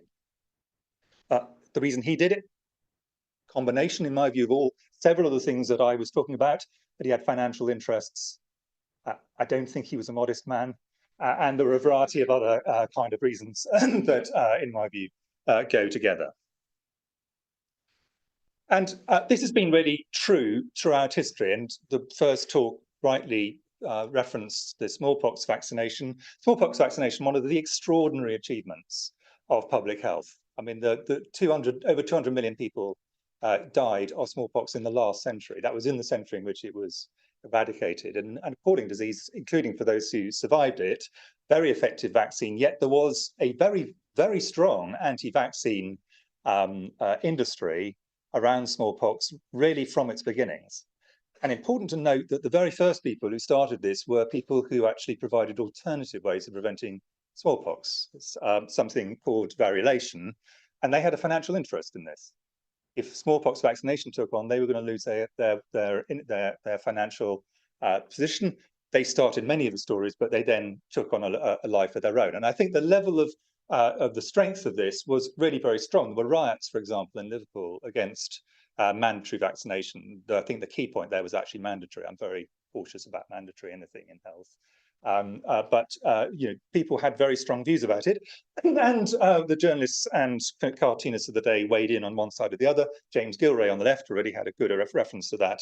One of the other great cartoonists of the UK, though he wasn't originally British, David Lowe, The Alternative. You can't see the details of this, worth looking at them. He gives a kind of a typology of the kind of people who were spreading mis and disinformation about smallpox. It's not entirely flattering. But it is important then to realise that there are many people who are doing their best to spread disinformation, and when they are doing it for cash, they are usually doing it extremely systematically. Cigarette industry playbook is the standard one for this, but actually the precursor to that was the petrol industry that was putting lead into petrol. It knew from a very early stage, this is what was being talked about earlier, that this was going to be harmful. It was predicted that would be true even before it happened, and they put a large amount of effort into combating this. The cigarette industry went a lot further. It's principally a marketing industry with a relatively simple product at the end of it. And their marketing on this was superb. And the data on this is really clear because of some court cases in the US which allowed us to see in black and white what they were choosing to do. By the mid-50s, they were well aware of the fact that cigarettes kill people and cause cancer. But they started off with denial, fabrication of evidence, straight line, and then moved on to, and this is a really important point, the marketing of doubt. And for most people who do this for money, that's what they're aiming to achieve. They're not actually aiming to provide a counterfact, because they don't really have a counterfact. What they want to leave is doubt. And this is done by lots of different things, keeping controversies alive, buttering up journalists and politicians and senior officials very much, funding junk science, or funding maverick scientists who overlap with vain scientists, but they're not quite the same, and staying very close to prestigious organizations. So, for example, almost every industry that is peddling disinformation complains about not being allowed to come to UN meetings and says it is very unfair and it's an erosion of free speech and so on. You know full well why they're doing that, but that is very much the aim. But then at the other side, and this is just developing the point I made previously, a conspiracy theory developed entirely cynically may have resonance with rational and normal people. And I'll just give an example, which really struck me at the time, was polio elimination in northern Nigeria.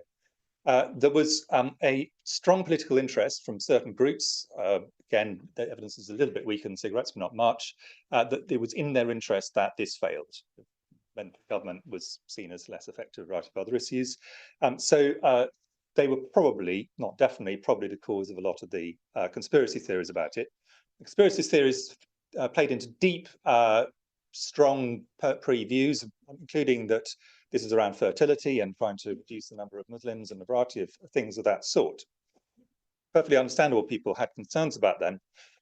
I was really struck when going round with polio vaccinators who would drive around in convoys of white Land Rovers and they'd arrive at villages who had not seen a white face or indeed a government thing for years, other than the polio people. Every 6 months, so along they'd come, and they'd vaccinate all the children for a disease that no one had actually seen. And yet they would say, well, we have no teachers, we have no books, the well's dried up, there's no doctor. And yet all the time you spend all your effort coming around to do this. Yeah, that is very much going to come into a reinforcement of any kind of conspiracy theory that is going. So what do we do about it? Well, I think you all have a role as academics. I'm a sort of lapsed academic, hopefully but continue to be an academic. But we have to be careful. It's very enraging to see mis and disinformation coming out, particularly in an area you know a lot about, and particularly when you know it's going to be there. Unfortunately, the aim may well be to enrage you so that you do something stupid. Although there are some outstanding medical and science communicators who are able to navigate their way through this, you need to be aware that they're going to try and tempt you into several different things. They will certainly try to tempt you into repeating the disinformation. So what will happen is they will put out a thing in the internet saying that COVID vaccines will turn your teeth green. And then a journalist will ask me, do COVID vaccines turn your teeth green? Now, the result of that is a large number of people who had never heard that will then hear, and if I repeat the question, oh, yes, well, no, they definitely don't turn their teeth green. In your head, for the first time, you've got planted in your head, well, could they turn my teeth green? And is that going to be great for my romantic life? So there's a whole bunch of things that that they will try and do is try and get you to repeat this information. They definitely want parity of the scene. They will want to say, I would like to debate the government chief scientist, because that gives them a level of authority.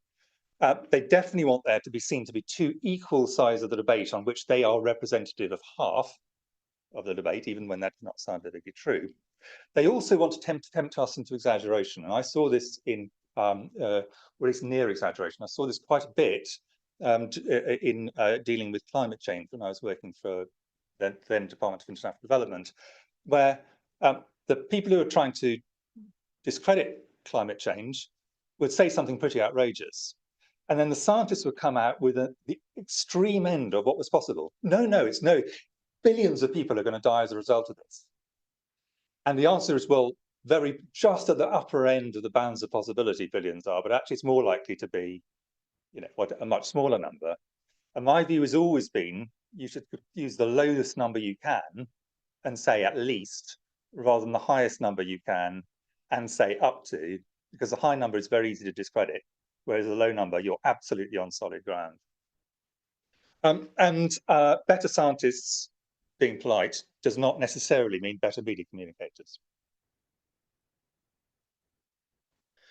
Social media, people have talked about it already. I'm not going to dwell on that very much. Just to say, social media is just the mode by which quite a lot of disinformation and misinformation is now promulgated. It has some particular disadvantages. It tends to be an amplification cage. Once someone's actually read one, they tend to be directed to others that are very similar, so it reinforces, so that's problematic. This becomes quite deliberate manipulation. I can guarantee that if, for example, I do a tweet on vaccines, 1,000 things will reply, all of which have got 26 followers and started 6 months ago. We'll call things like Midland Lass, saying, you're in hot to the industry or whatever it might be. These are bots. These are basically just straight automatic ways of trying to give the impression of a lot of support.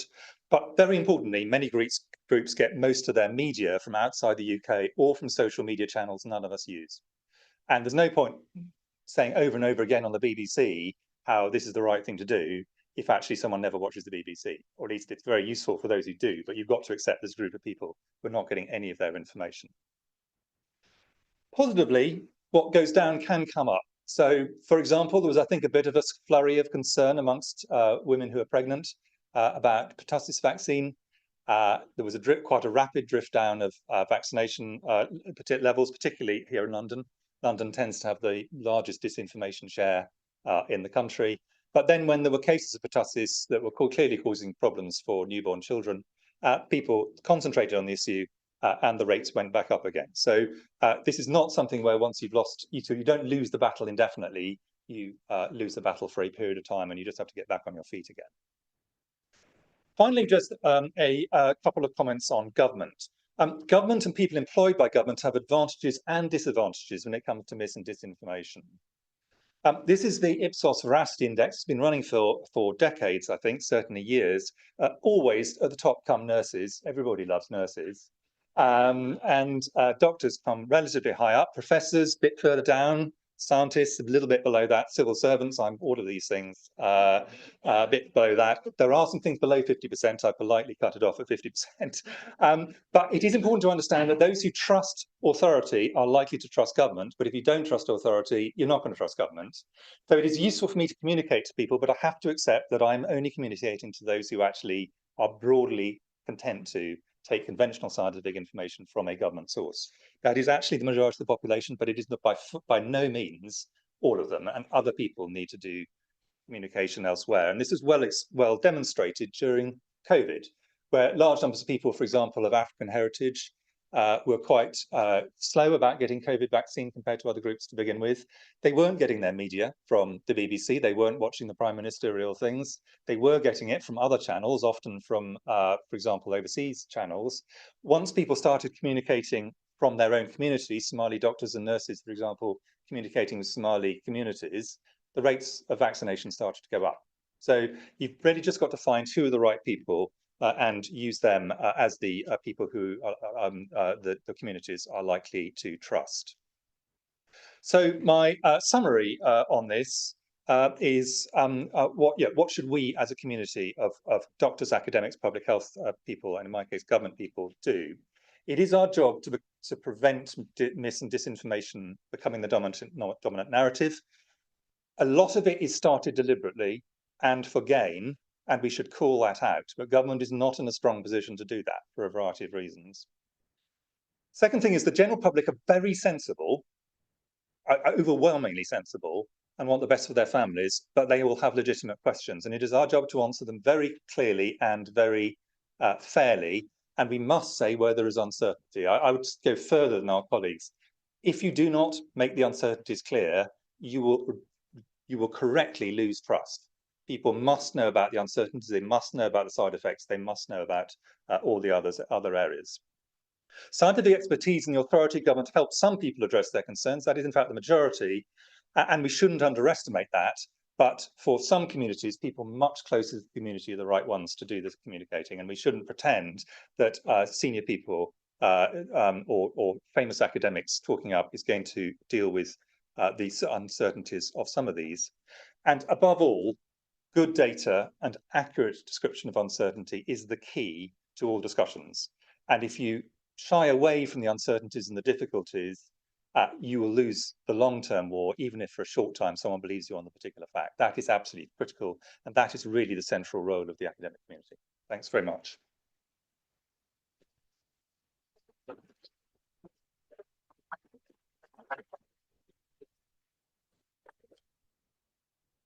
Hello, everyone. To introduce myself, I'm Ignatius. I'm the Communications Officer for the Centre for Epidemic Preparedness and Response. Firstly, a big thank you to Professor Whitty for his talk, and in fact, everyone else.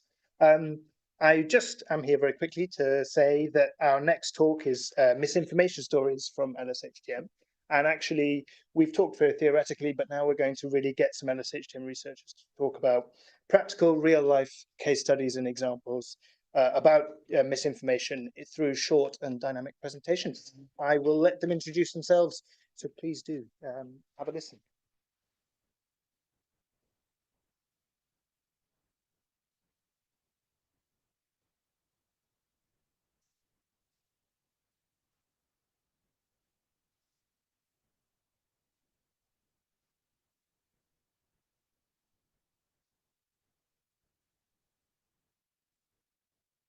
Okay, hi everyone. My name is Rebecca French, and I'm a professor here in reproductive health research and policy.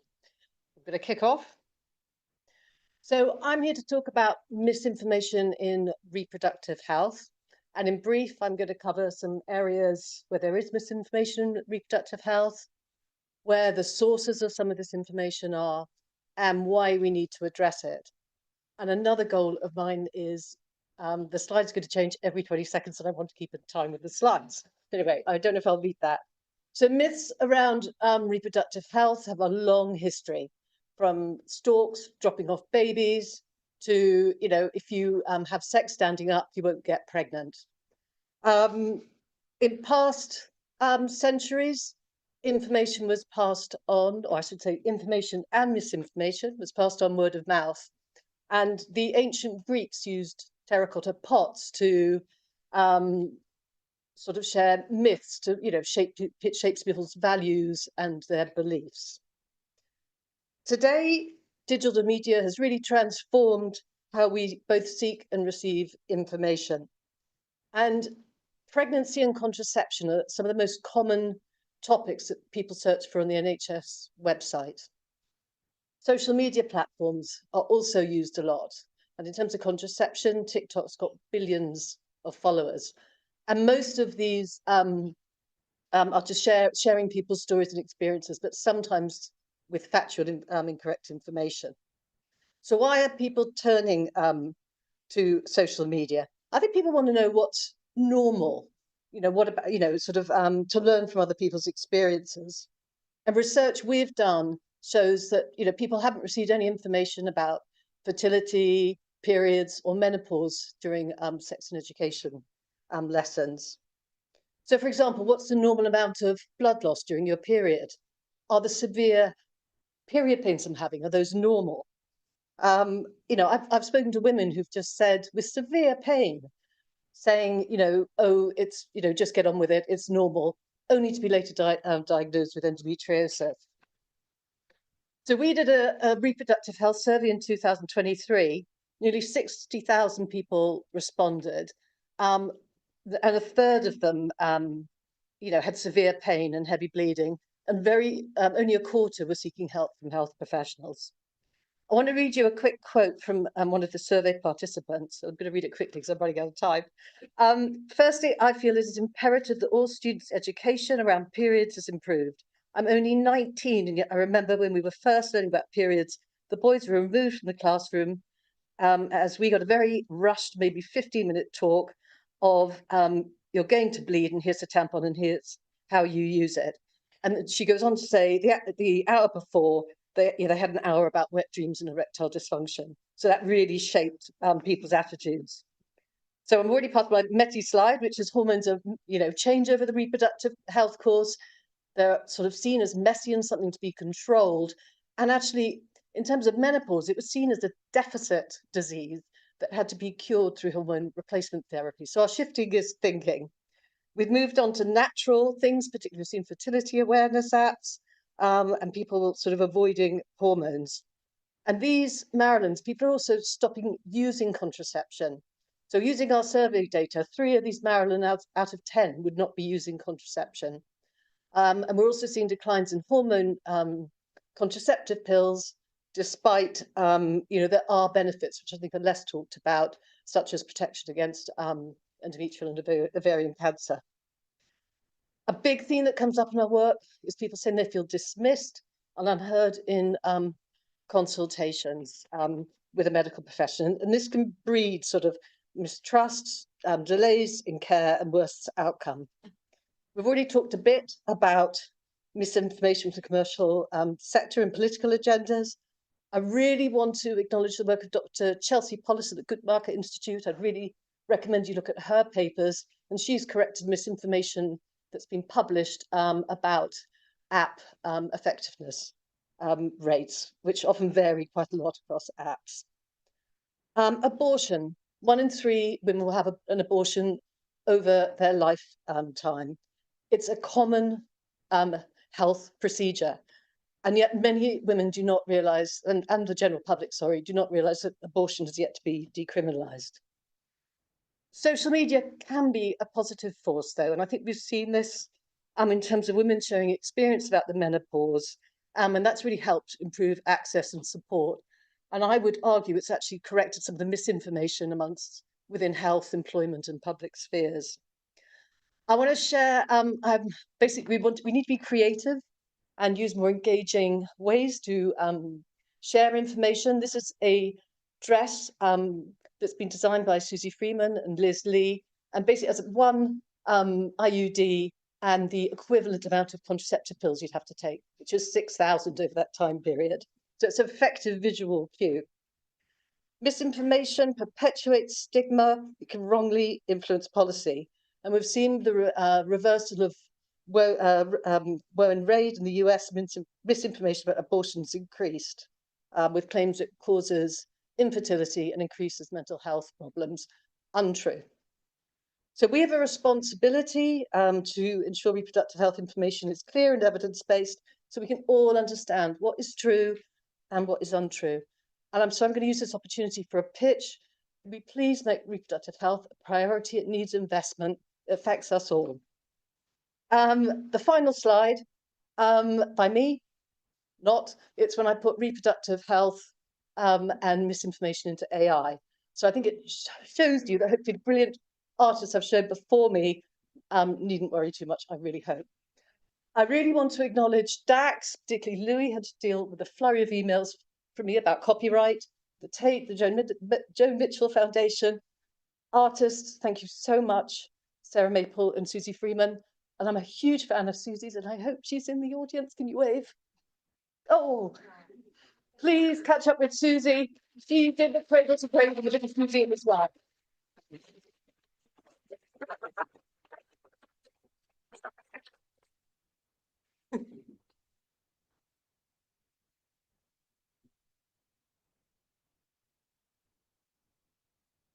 Okay, hi everyone. Can you hear me? Am I standing by the microphone? Perfect. I'm Ben Kasstan, I'm a medical anthropologist here at the London School. I'm hoping the slides won't run away from me, but let's see. Just in terms of background, Hackney is home to the largest Orthodox Jewish or Haredi community in Europe, where 1 in 4 children are Haredi, and where under-vaccination has led to persistent outbreaks of preventable disease. And just in July this year, Hackney accounted for the majority of reported measles cases in England. So my first question really is, who is responsible for responding to misleading information in underserved communities?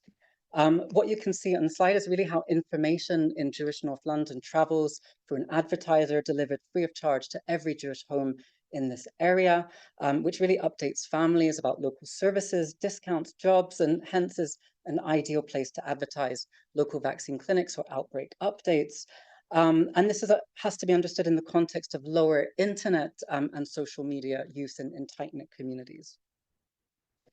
However, in February this year, we noticed an advert that was published that was deceiving parents about the RSV vaccine, who was offered the RSV vaccination and why, making claims about the vaccine safety and effectiveness that weren't rooted in evidence-based reality, and about the risk of death and pregnancy loss, which would very much sway you away from this. And it was very clear to us that this had been imported from the United States just by the language, the messaging. And so we complained to the editor, we asked if we could print a response, we worked with community groups, with primary care to get the messaging right, and we tried to copy that 5 key point approach, really mimicking it, but saying what the RSV vaccine is, why it is important, where to get RSV vaccines if you're offered, and importantly, we asked the Kehillah, the community, to look out for official logos for reassurance that information is accurate. And alongside that, we wrote to all the editors of the Jewish press networks, really asking them to requesting them to publish vaccine adverts or information that are from official health services. We provided a GP as a contact point to discuss any submissions that they might have, if they might have queries about them. And this exercise really provided intel about where gaps are, where to focus efforts with limited resources. For example, responses coming in that said we never allow anti-vaccine ads in our publication. And so what did we learn from this is that primary care is a key voice. As we heard, nurses are super trusted, but they require support to respond to misleading information and to manage the implications. It's clear to us that primary care don't have the secure funding to sustain community partnerships, to produce these printed communications, which are costly, all the more so in a context of neo-austerity, where integrated care boards are being expected to cut their operations by 50%, which will compromise the ability to engage with parents and be responsive to misleading information. So the next question I want us to think about is, how does culturally appropriate information actually misinform communities when it's not done well? The infographic that you can see was produced locally. It was intended to be culturally sensitive. And when I saw it, I was really struck because it actually redacts the routine schedule. It removes the HPV vaccine from age 12 to 13, really misleading people in this community and implying that this vaccine is not relevant. And so there seemed to be a bit of a pattern here of limited opportunities to discuss or receive HPV vaccines. And that's particularly because lots of Haredi Jewish children attend independent schools where the relationships aren't in place with school-age immunization services. And so last year, a primary care team hosted a community catch-up clinic, very much for this community to offer those school-age vaccines. But again, HPV vaccination wasn't discussed or offered or mentioned. And then when attending the clinic as part of an evaluation of service, I noticed again, this not being included in conversations. I heard the nurse say, you'll have the school leavers boosters, which is 2 vaccines for meningitis, ACWY, and for polio. And after this vaccination, he's considered an adult for the NHS. And this was misleading information because obviously the routine program had not been offered, and that per se doesn't make you an adult for the NHS. I think it's age. And then when I followed up with this healthcare practitioner, he said, well, with other communities, I raise it, but with Orthodox Jewish people, it's different. They might not think that penile or cervical cancer is relevant because they are married to one person for life, and that's it. And so there was all kinds of paternalistic assumptions underlying this misleading offer. Again, that was with the best of intentions, but not reflecting the questions that parents themselves had about HPV and their quests for guidance. This was of a parent who pulled me out of a waiting room and just said, from a Heimischer, from an Orthodox Jewish perspective, are there any risks? With COVID, there were concerns that it could affect fertility. So clearly, trying to understand what to do as a parent, wanting to feel cared for, and redacting it from your infographics and your schedules and your conversations wasn't going to address those concerns. So then finally, in thinking about, how do people want to feel cared for, my last question is, how can we share responsibility for community health? In one of my visits to the clinic in North London, I met an Orthodox Jewish healthcare practitioner who was just telling me that if the practice nurse is having trouble trying to get a mum to agree with the immunizations that are often overdue, she might just pull me into the room. Or if I overhear conversations of mothers being quite wary, then I kindly just butt in. And very often, I just get phone calls. And I thought, well, if this is a voice that parents trust, that's really embedded in the community in the context of care, how can we harness this? So we worked with her, with a clinical partner, and recorded a conversation between this Orthodox Jewish healthcare worker and a mum, answering the questions that mums would frequently ask. And this was made available for clinics in the area to screen. And we made printed booklet versions that parents could take. But again, these were all very much from the school and the Health Protection Research Unit in Vaccines and Immunization, and wondering, okay, who is able to produce these and maintain these collaborations, and again in this era of austerity. So just to summarize, responding to misleading information or misinformation requires sustained outreach and community collaboration. I really deeply worry that funding cuts will limit that capacity, that agility to respond. That culturally appropriate approaches should never misinform parents, and that community collaborations can help to frame how routine programs are promoted sensitively, but with accuracy. I'm probably horrendously over time. So a big thank you. And Tracy Chandler, if she's here, a big thank you for working so closely on a lot of these issues. I can't see you, so just, there we go, add back. Perfect. Great,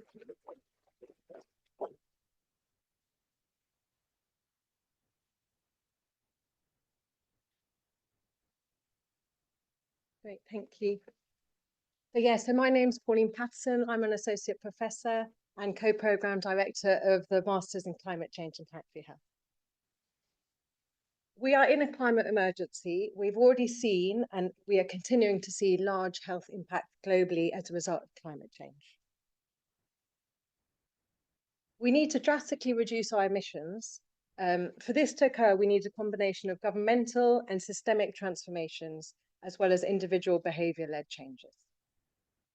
Systematic reorganisation of society on such a scale and with an increasingly limited timeframe will require top-down leadership from governments, a social mandate from the public for such leadership to happen, and a willingness from businesses as well as individuals to make significant changes within their own day-to-day lives. It requires a public that not only is aware of climate change, and most people agree that climate change is real. It requires a public that sees climate change as a threat. Most people believe this, most people understand this. And I was quite happy to see UK at the top of this figure.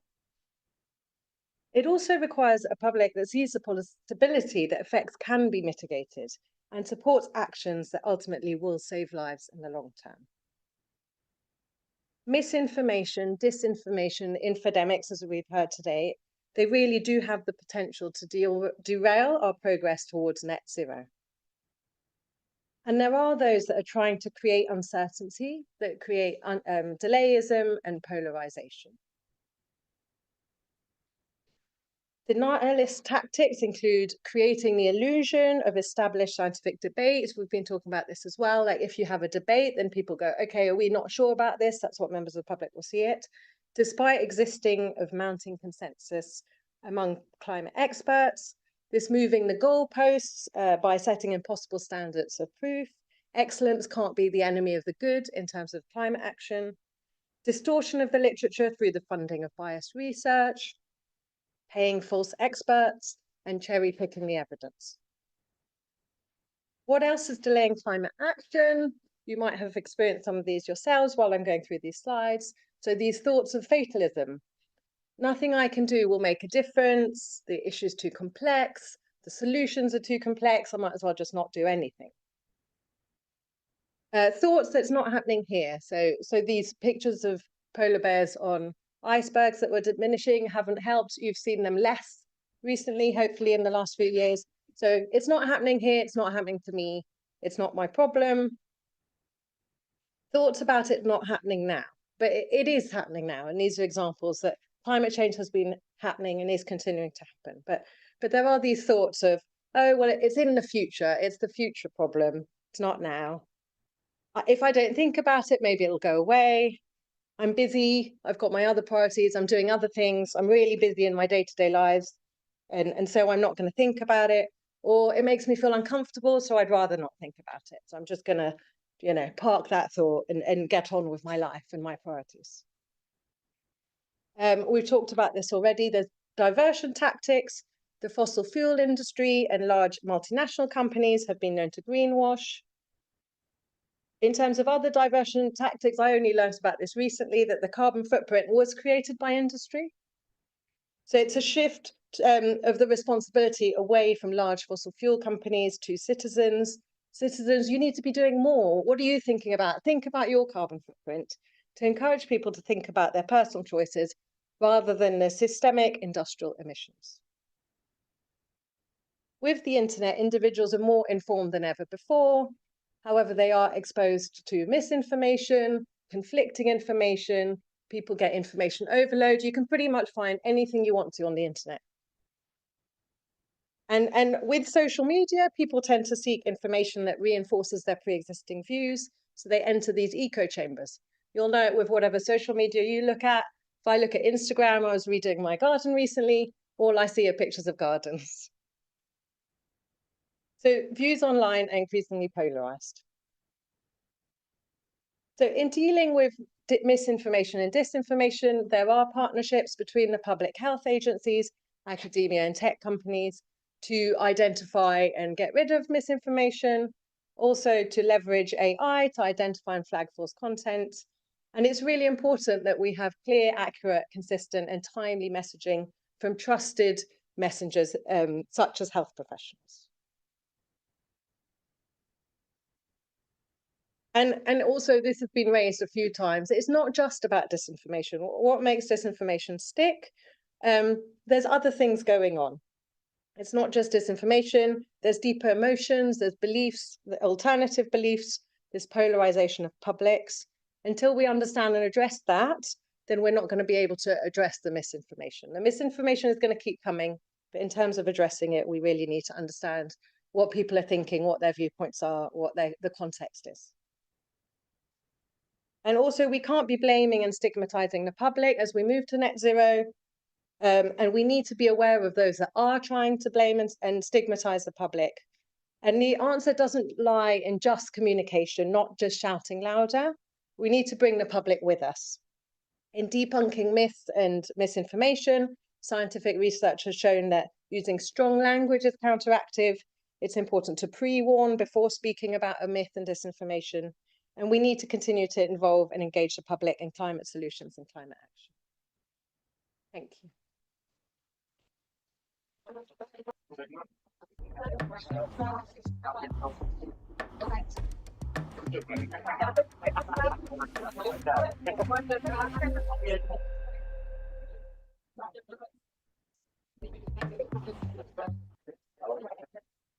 Right, welcome back, everyone. Hope you've all had a chance to have a quick break.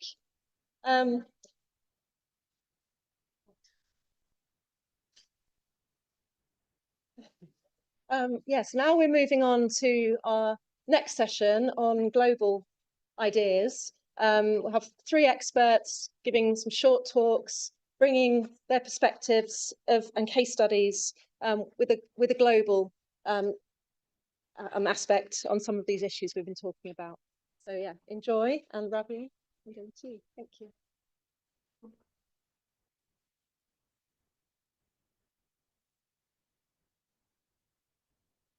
Hello, everybody. My name is Rabiu Alhassan, and really happy to be here. 6 years after leaving the UK, finishing with my studies at City University of London. And it's quite interesting, a project we went back to Ghana, trying to concentrate our efforts on tackling misinformation in the sub-region, has brought me back here to share insights about our work. So really happy to be here. By way of background, I work for FactSpace West Africa, which is an IFCN verified fact-checking organization. By IFCN, I mean the International Fact-Checking Network. So the International Fact-Checking Network has a broad framework, kind of guidelines for credible fact-checking organizations to stick by to be able to operate. So we are quite happy to be signatory to that organization. We not only cover Ghana in terms of tackling misinformation and disinformation, we also concentrate our efforts in tackling misinformation and disinformation in the Gambia, Liberia, Sierra Leone, and Nigeria. Beyond fact-checking, we like to think that with our understanding of the nuances in the sub-region, we try to understand the ecosystem of the space and document same through research. We do lots of trainings, and we help in building digital tools tailored to tackling misinformation and disinformation in the sub-region. Now, I would zone into a flagship project we execute, particularly in Ghana, called GhanaFact.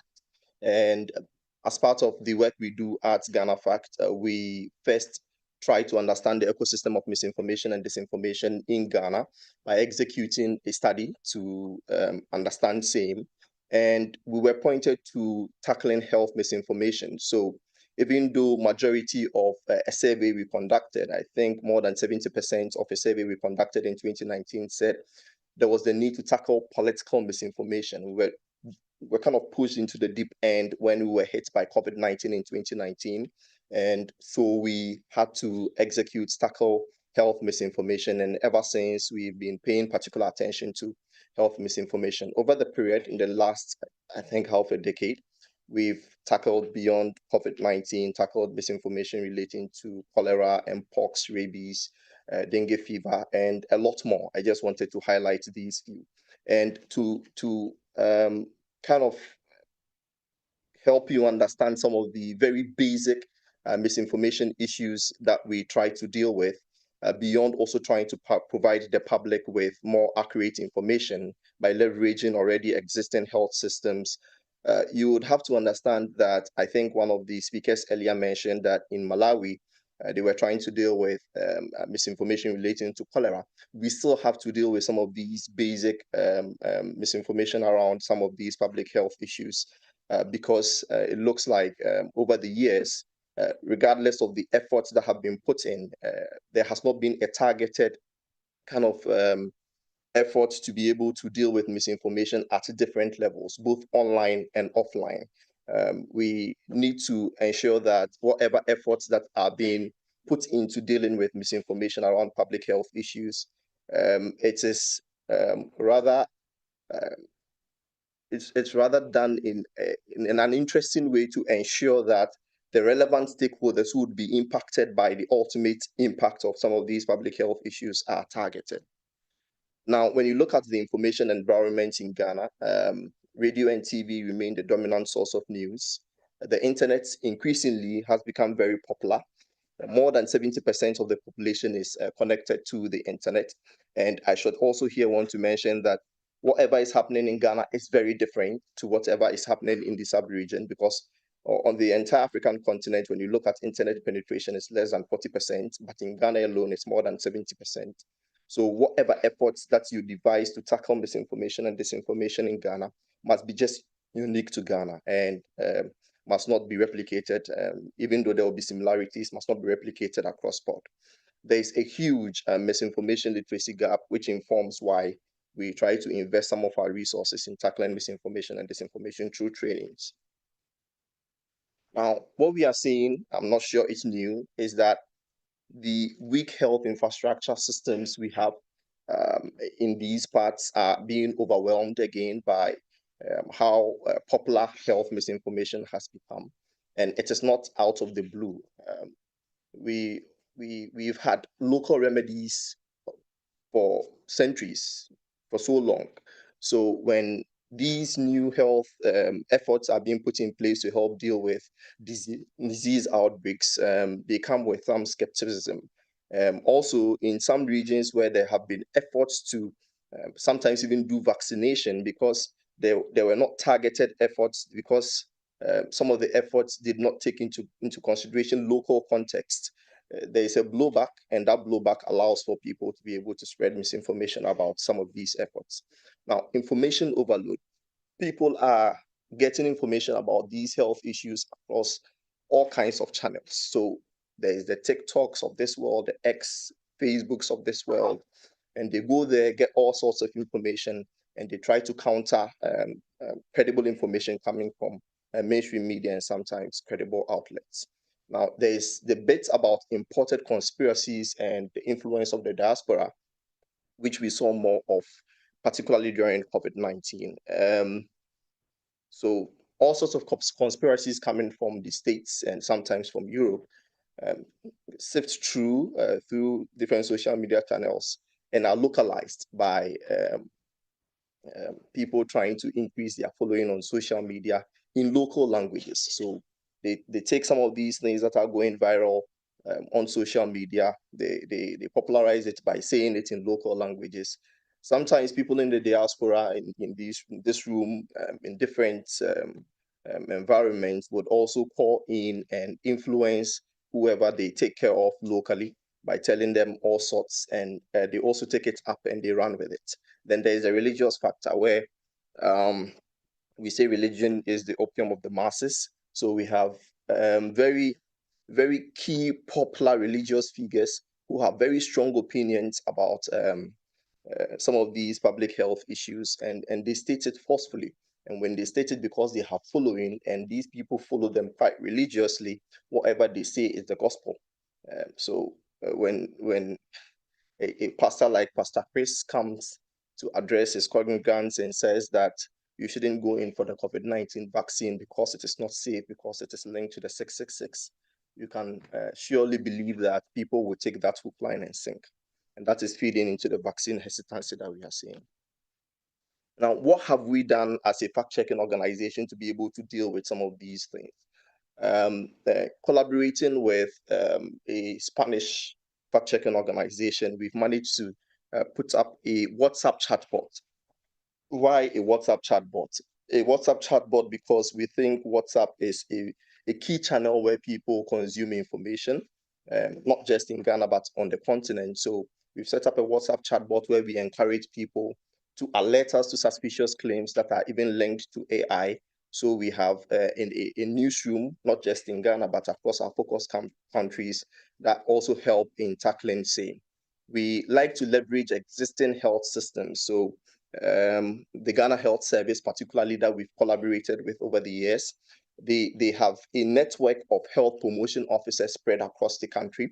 So whatever efforts we do in tackling health misinformation, we leverage the already existing health systems to be able to make sure that we reach the ultimate benefactors that we would need to send that information out to. We try to collaborate with trusted voices, and I think one of the speakers mentioned it earlier, where at the height of COVID-19, we collaborated with members of parliament from 11 Commonwealth countries to be able to send out information, credible information, after they took their vaccines, their reactions to it, because there were all sorts of speculations relating to same. We try to collaborate with the chiefs and opinion leaders in some of these local communities to put out credible information for the generality of the public. We partner with social media influencers in some of our work because we see more and more some of these social media influencers beyond the social media space have become local celebrities. So we encouraging them to verify first before they put out information, and to also put out the credible information to their millions of followers, help us to reach more people. We've just launched an interactive voice response system and an SMS technology system where anytime we produce credible fact checks signed off sometimes with perspectives from the World Health Organization and also the Ghana Health Service, we put it on this IVR technology where we encourage people who necessarily are not connected to the internet with a simple phone call can get access to that information also in their local languages. We try to reach people via our different social media channels on the listed ones, X, Facebook, WhatsApp, and Instagram. And we have also kind of set up a network of fact checkers across our focus countries. I think in Ghana, we have more than 100 radio platforms that we've helped in setting up fact-checking decks. So we collaborate with them, we produce fact checks, we share it with the radio station because they seem to be having the most listeners, and they publish it on their radio stations in the local language so we can reach more people. So these are some of the efforts we've put in to be able to reach more people to counter the narrative that we've been seeing. In terms of collaborations, to be more effective in doing the work we do, we, with support from the WHO, set up a network called the Africa Infodemic Response Alliance at the height of COVID-19, and it's made up of IFCN verified fact-checking organizations on the continent together with UN agencies. We collaborate on WhatsApp, where when we identify suspicious claims, we alert these health experts via a WhatsApp channel, and they promptly provide us with responses to help counter whatever narratives that we are seeing. We've just joined the Vaccine Safety Net, which is a network set up by the WHO for platforms that are providing the public with credible vaccine-related information. We helped Ghana in setting up its National Misinformation Task Force. We did some brilliant work collaborating with different health agencies in tackling misinformation and disinformation. And as I mentioned earlier, beyond Ghana, we've set up fact-checking networks in Nigeria, Liberia, Sierra Leone, and the Gambia, all helping. And by the network, I mean credible radio platforms. We supporting them to set up fact-checking decks in their newsrooms, and we leveraging their reach by sharing credible information through fact checks with them, and they publishing it in the local language to their audiences. And we are part of the Coronavirus Facts Alliance, something I'm very proud about. The IFCN at the height of COVID-19 brought together more than 100 fact-checking organizations to publish fact checks in, I think, more than 40 local languages. There's a database of the fact checks we produce over time. And that helped us, I think, to be nominated for the 2020 Nobel Peace Prize. We were short in getting the Nobel Peace Prize, but I'm something very, very happy about. So I think that will be it for my presentation, and I'll be eager to respond to questions.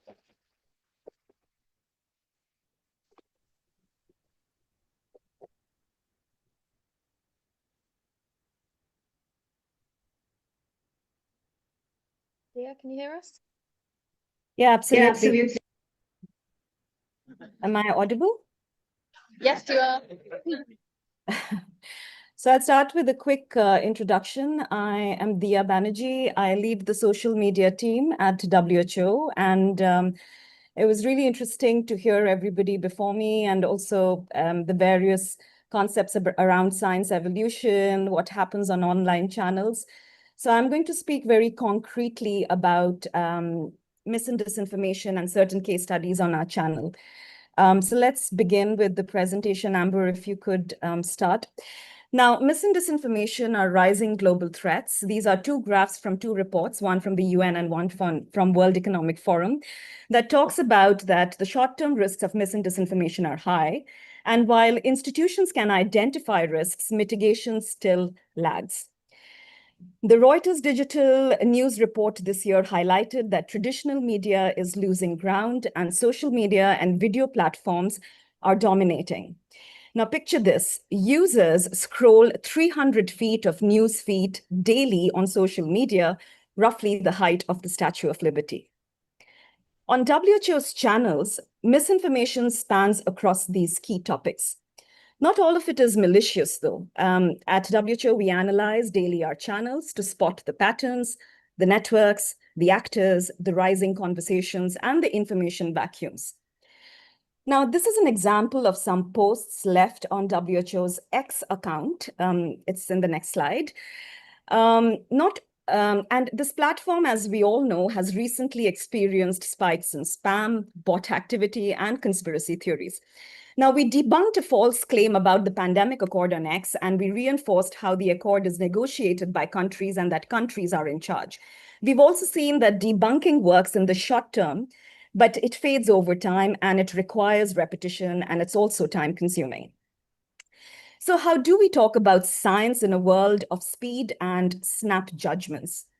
Our aim at WHO is to spark curiosity and connection, to show how science evolves. And this has been one of our biggest lessons from communication during COVID-19.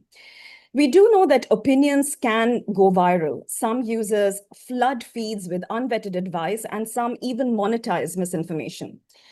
Now, how do we understand this landscape better at WHO? Well, what we use is we use social listening practices and social listening tools that help us learn about the information patterns, the networks, the actors, and it really helps us and various organizations shape their content response strategy. Now, here is an example. When a powerful member state announced its intent to leave the WHO, conversations on TikTok blew up.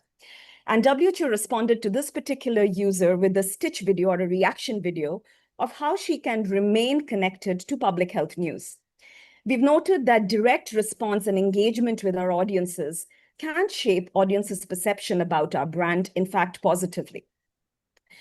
We also know that algorithms tend to favor outrage. A few super spreaders further ignite misinformation, and content is packaged into memes, a reel, and more such products. It is actually an omni-channel strategy dominating our information environment. Now, here's a graph from the Edelman's Trust in Health Special Report, highlighting that alongside doctors, when it comes to health information, friends and family also matter. So people do seek out their personal networks to access information. And why am I telling you this? Well, I'm going to dive into the world of influencers. WHO is now strategically partnering with select public health influencers who can connect better with a typical social media user. We are working closely with relatable and credible voices and not just relying on our logo or our institutional branding. I'm also going to talk about why community engagement is so important. Now, during the 2022 Mpox outbreak in the European region, we amplified voices from patients, at-risk communities, LGBTQI organizations, and advocates. Their lived experiences paired with health messaging helped us counter misinformation on Mpox with clarity, compassion, and truth. Now, this is another campaign highlighting the harms of vaping. We told, again, emotional stories of people who've seen firsthand or experienced firsthand the health harms of e-cigarettes. Medical influencers also explained the evidence in a tangible and a concrete way, and the result was a powerful, multi-layered narrative. Now let's talk about K-pop bands, specifically BTS. Now, during COVID-19 pandemic, Dr. Tedros thanked BTS, a hugely popular K-pop band, for promoting the message on mask wearing, and this tweet soon went viral. We've understood that fandoms also have the power to unite people across ideologies and amplify health messages. And WHO is constantly experimenting with these various innovative tactics. In fact, in January this year, we launched a vertical video series called Plot Twist, which basically debunks conspiracy theories. But now we are trying to evolve this into a media literacy module. Our aim is to experiment also with humor and satire so that it connects to our audiences better, specifically people who scroll a lot. A global study also across 68 countries has highlighted that scientists must communicate clearly. Top-down messages seldom work. What work, we know, is dialogue, is empathy, is engagement, and really understanding audiences' concerns. Communication health information also entails nurturing connection. Follow the science, call to action is not enough. At WHO, we are constantly endeavoring to make science storytelling as relatable and shareable as possible, so that it is so easy to grasp that you can talk about it to your friend, to your neighbor, a family member, acquaintance, etc. My final thoughts on this very evolving and interesting landscape of information is that when digital spaces are compromised, misinformation can spread very quickly. And science does get distorted, and trust in public institutions begins to crack. Let's protect these spaces, let's connect, and let's tell the story of science clearly, boldly, and together. Thank you.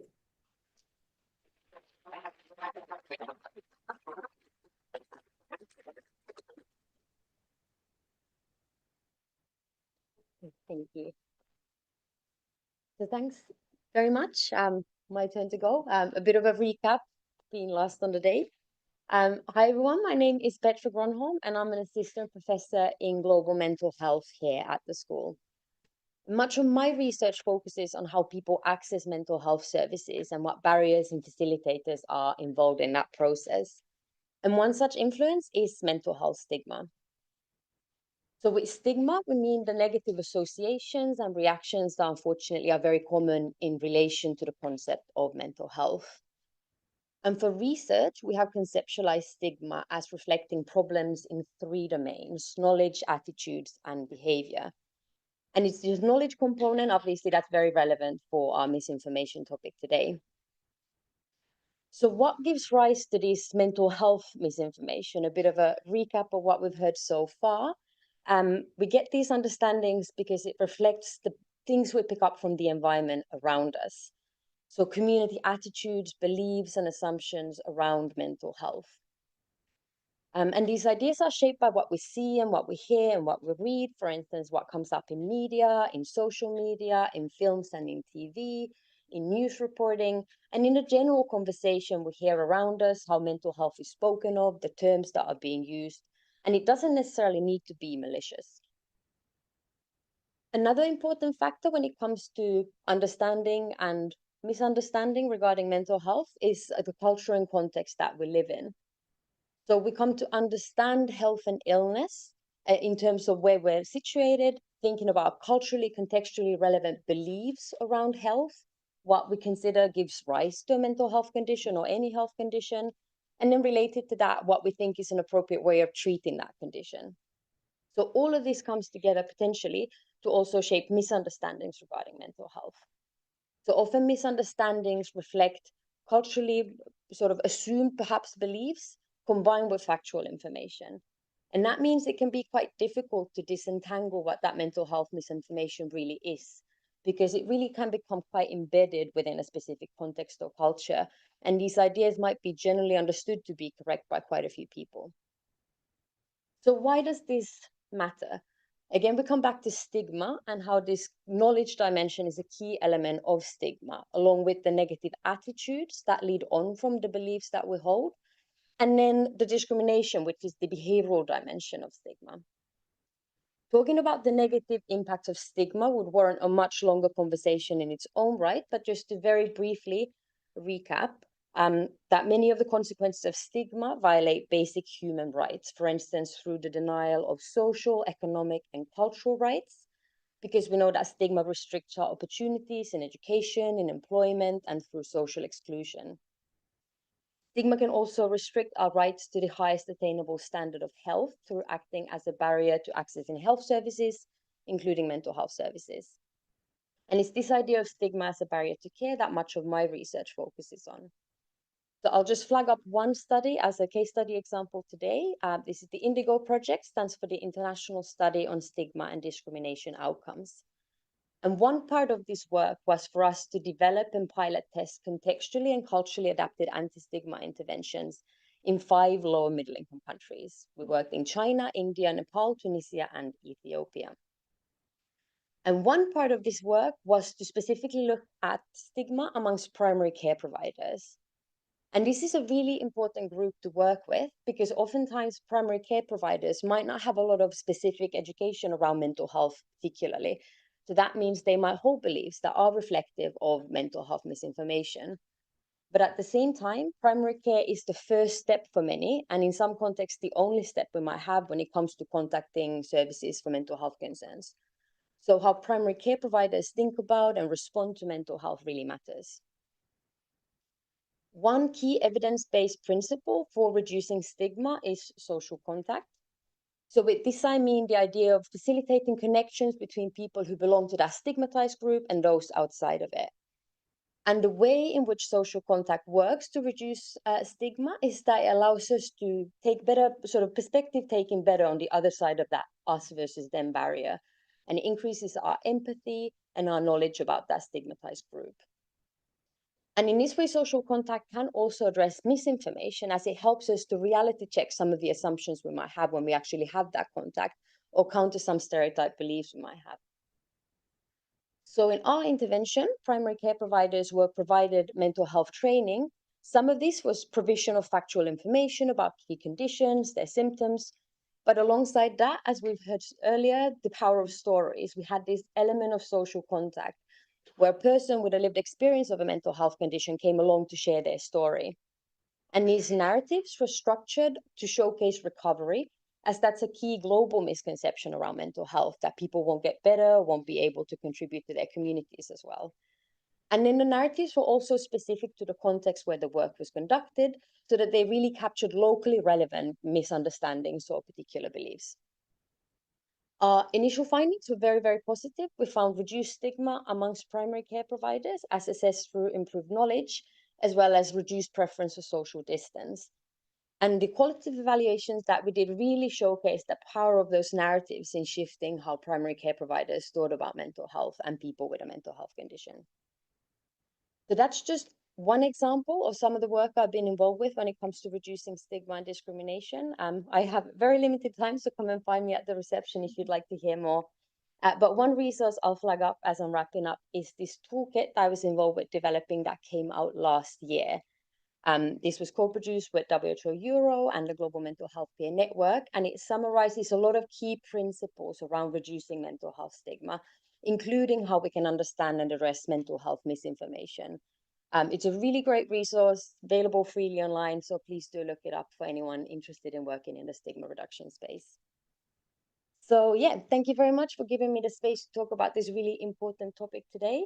And what I hope that sticks with you from my talk is that we can address mental health misinformation and in this way come to reduce stigma and increase understanding and support for mental health. Thank you very much.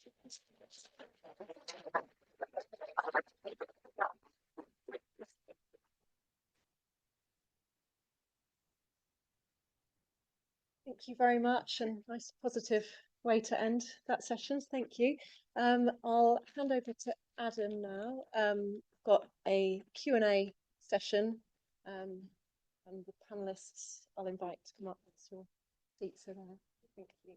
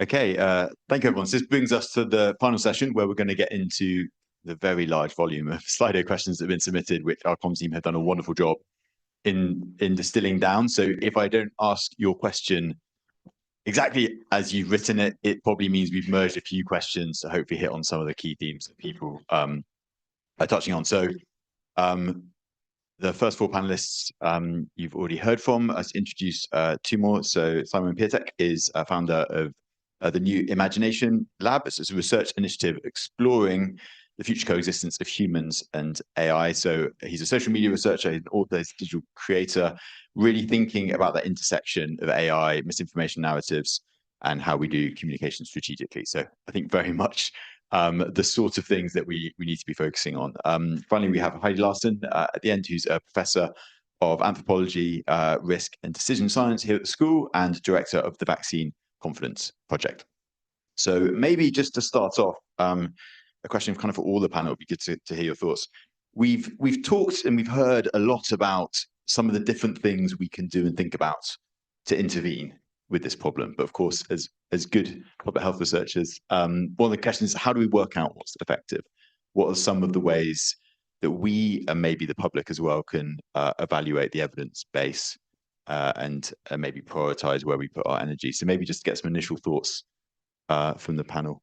Should we start with Chris and go along? Sorry to put you on the spot. Do you mean in terms of what works in terms of countering misinformation, or what works full stop? What works in terms of countering misinformation, I think in particular? I think people on the other side of the panel are probably better than me on this one, but I think. Well, I guess what would you? Yeah, what you can. I think the thing you need, for relatively straightforward interventions like vaccine uptake, you actually have a real-time feedback as to what people are doing. So for those, I think it is relatively straightforward to say this is working or it's not. And then the key thing is to work out in which groups is it not working and go and talk to those groups and engage and get some feel for what they are thinking and why it is they're thinking and what we can do to help them come to decisions that are beneficial to themselves and their families. So those are relatively straightforward. Much harder are when you're talking about things which have much more nebulous interactions. So, for example, the approach people talked in the other end, in a sense, of the approach to health in climate change. It's much less easy to tell how people's views are changing on that on a day-to-day basis because you don't have a binary, you've taken up a vaccine or you haven't in them. And for those ones, you really do have to go in for quite careful social research of different forms, some of which come from the academic side and actually some of which come from the marketing side. I think we often underestimate that marketing is a science and people who are involved in it are very good at telling what people think and then what might happen to change that opinion. And I think we should really talk a lot to our business colleagues as well as to our anthropological and other social science colleagues. My wife's a marketing specialist, so she'll be pleased to hear that. Sandra, you talk quite a lot as well about the sort of transition from what works in lab to what works in the real world. I don't know if you have kind of reflections on the evidence base. Yeah, I mean, I would say not to keep repeating the same message, but I do think you know, prevention is better than cure. You know, psychologically, it's such an uphill battle once people have integrated misinformation into their social identities, into their mental model of how the world works. It's such a difficult uphill task to try to unroot it after you know, the seed's been planted. So I spend all of my time talking about proactive preventative measures, work with government, WHO, UN. But our epidemiological modeling sort of shows that one of the limitations is that, you know, you need a huge, massive campaign for it to be really successful. You know, you can do stuff and it's piecemeal and it helps here and there, but in order to have real impact, I think it just needs to be a huge preemptive campaign that's coordinated by various parties, and it needs to be diffused by trusted voices, especially in communities that, quote unquote, might not want the vaccine, so to speak, in the sense that they might not trust certain sources of information. So huge reach, trusted voices, prevention. I think those are three sort of things that have shown to work that are important. The other thing I would say is that, you know, it's such a big problem with so many different arms and legs and heads that you know, the misinformation monster needs many interventions. So I'd say some of the research shows that when you combine different kinds of interventions, you have a bigger chance of cutting through. So I like to think of it as a kind of a firewall sort of system. So you should start with pre-bunking and prevention. That's the first layer of defense, right? We want to make sure it doesn't get to people, but it's going to reach some people. We already know that. So then you want to have real-time fact checking. And if that doesn't work, you want to have the best available tools to debunk. So once you have all of those layers, I think misinformation is less likely to fall through the cracks. So I think you need a kind of a multi-layer defense system, not just one type of intervention. And then the last thing I'll add is I think so. Alasdair from BBC Media Action has helped us a great deal understanding cross-cultural variation in interventions, and you know what works here might not work in Africa or the global South, and so there's a tremendous amount of adaptation that's needed for these types of interventions, and we know that from looking at the evidence base that what works here doesn't work in rural areas, may not work in other countries, and so that I think has been an important avenue for scaling. Yeah. Maybe on that. Yes, I come from a reproductive health perspective, and it's nice to talk a bit more slowly. Yeah, I would say I think we need to start in schools. I think it's so important, and I think that's not just reproductive health. I think that goes across health, and it also cuts across in terms of giving young people the tools to be able to critique the information they're giving. So for me, that would be the first starting point. I feel it's a bit more challenging looking at the sort of policy and political landscape and how you correct things there. Certainly in reproductive health, we're seeing sort of big trad wife movements and things like that. I mean, ultimately people have to have choice, but you want people to have the opportunities to make the choices that they want to. But I think, yeah, at a political level, it can be quite difficult. Yeah, be interested here on the FactSpace side if there's things that you monitor and you look at. Okay, I think a number of the things have been highlighted by speakers earlier, but it would be important that we highlight that whatever efforts we deploy to tackle misinformation and disinformation, in particularly low trust, high risk communities, there needs to be some synergy in those efforts, because it is one thing identifying the problem, and it is another thing helping solve the problem by coordinating efforts. We shouldn't have multiple layered efforts to deal with the same problem, which would contribute to information overload, where we have different people speaking over each other and trying to deal with the same problem. Because as soon as there's a contradiction, that is what is leveraged by, well, that's what is picked on by social media actors, sometimes influencers, and they blow it out of proportion, and it moves from the online channels after they reach their thousands and millions of followers, and it bubbles into offline echo chambers. And the most dangerous part is when it's being spread by word of mouth. where we are not able to track and see who is consuming this information, and the ultimate impact we only see with people either being hesitant when it comes to vaccines, or buying into whatever conspiracies and going to use local remedies to cure all sorts of diseases. The other bit I would want to highlight is, and I think it's being leveraged a lot, is how we use trusted actors within the space. And here, I think we have tried, because of our understanding of the nuances in the space we operate in, to do more of that. Because mainstream media, if you like it or not, seems to have majority of people going onto these channels to consume information. So for very small newsrooms doing fact-checking work, you would definitely need them to be able to reach majority of the public. So by collaborating, helping them set up fact-checking desk, scaling and tooling their newsrooms to be able to read between the lines and educate the public when they see false information, and also providing them with counter narratives, sometimes credible information, so they can share it with their audiences in the local language, ultimately makes the impact you need. And sometimes offline interventions.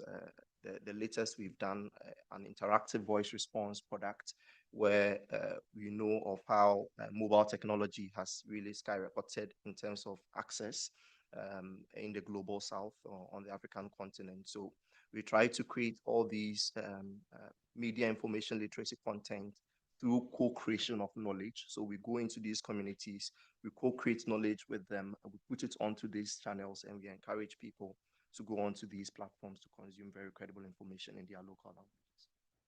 Yeah, Simon's perspective from the technological side. Absolutely. If that's okay, Adam, I'm just going to reframe the question a little bit, because I've been working in this space for about 20 years now, and we always ask ourselves almost identical question: what can we do as the general public, or what can we do as NGOs, academics? But maybe it's now time to introduce new partners to this discussion. So maybe the question should be who else we could be working with. And obviously, I'm not going to be able to offer the answers in this very short panel here, but there's two big actors that should be involved in this. The first actor are the platforms. Increasingly, these algorithms, the way they are designed, they promote the type of content that we are trying to fight here. So without being able to work with platforms, we wouldn't be able to do that. And the second partner that we should be talking to, and we should be engaging in this battle, is the government, and we should be thinking about regulations. I think this is happening all around the world, especially in the Western world at the moment, but increasingly from us academics and the general public, there should be more pressure on governments working with platforms and civil society, trying to regulate those algorithms. Yeah, thanks. Well, I fully agree in the importance of the debunking and the addressing the misinformation. And as Simon said, the platforms. I think, though, we will be missing a lot if we're only focusing on misinformation, because we have seen more and more the people who were purposefully spreading misinformation are quicker than we are. As soon as they see any regulation, they switch their tunes. And a huge amount of what has been damaging, I'll take vaccines for instance, to vaccines has not been misinformation. It's been emotional manipulation. It's hard to find something in some of the narratives that are the most damaging that is actually a piece of misinformation. So I think we need to absolutely get the facts right. This is not an either-or situation. But I do think we need to look at some of the other types of manipulation that's going on that's discouraging, scaring, undermining important health interventions.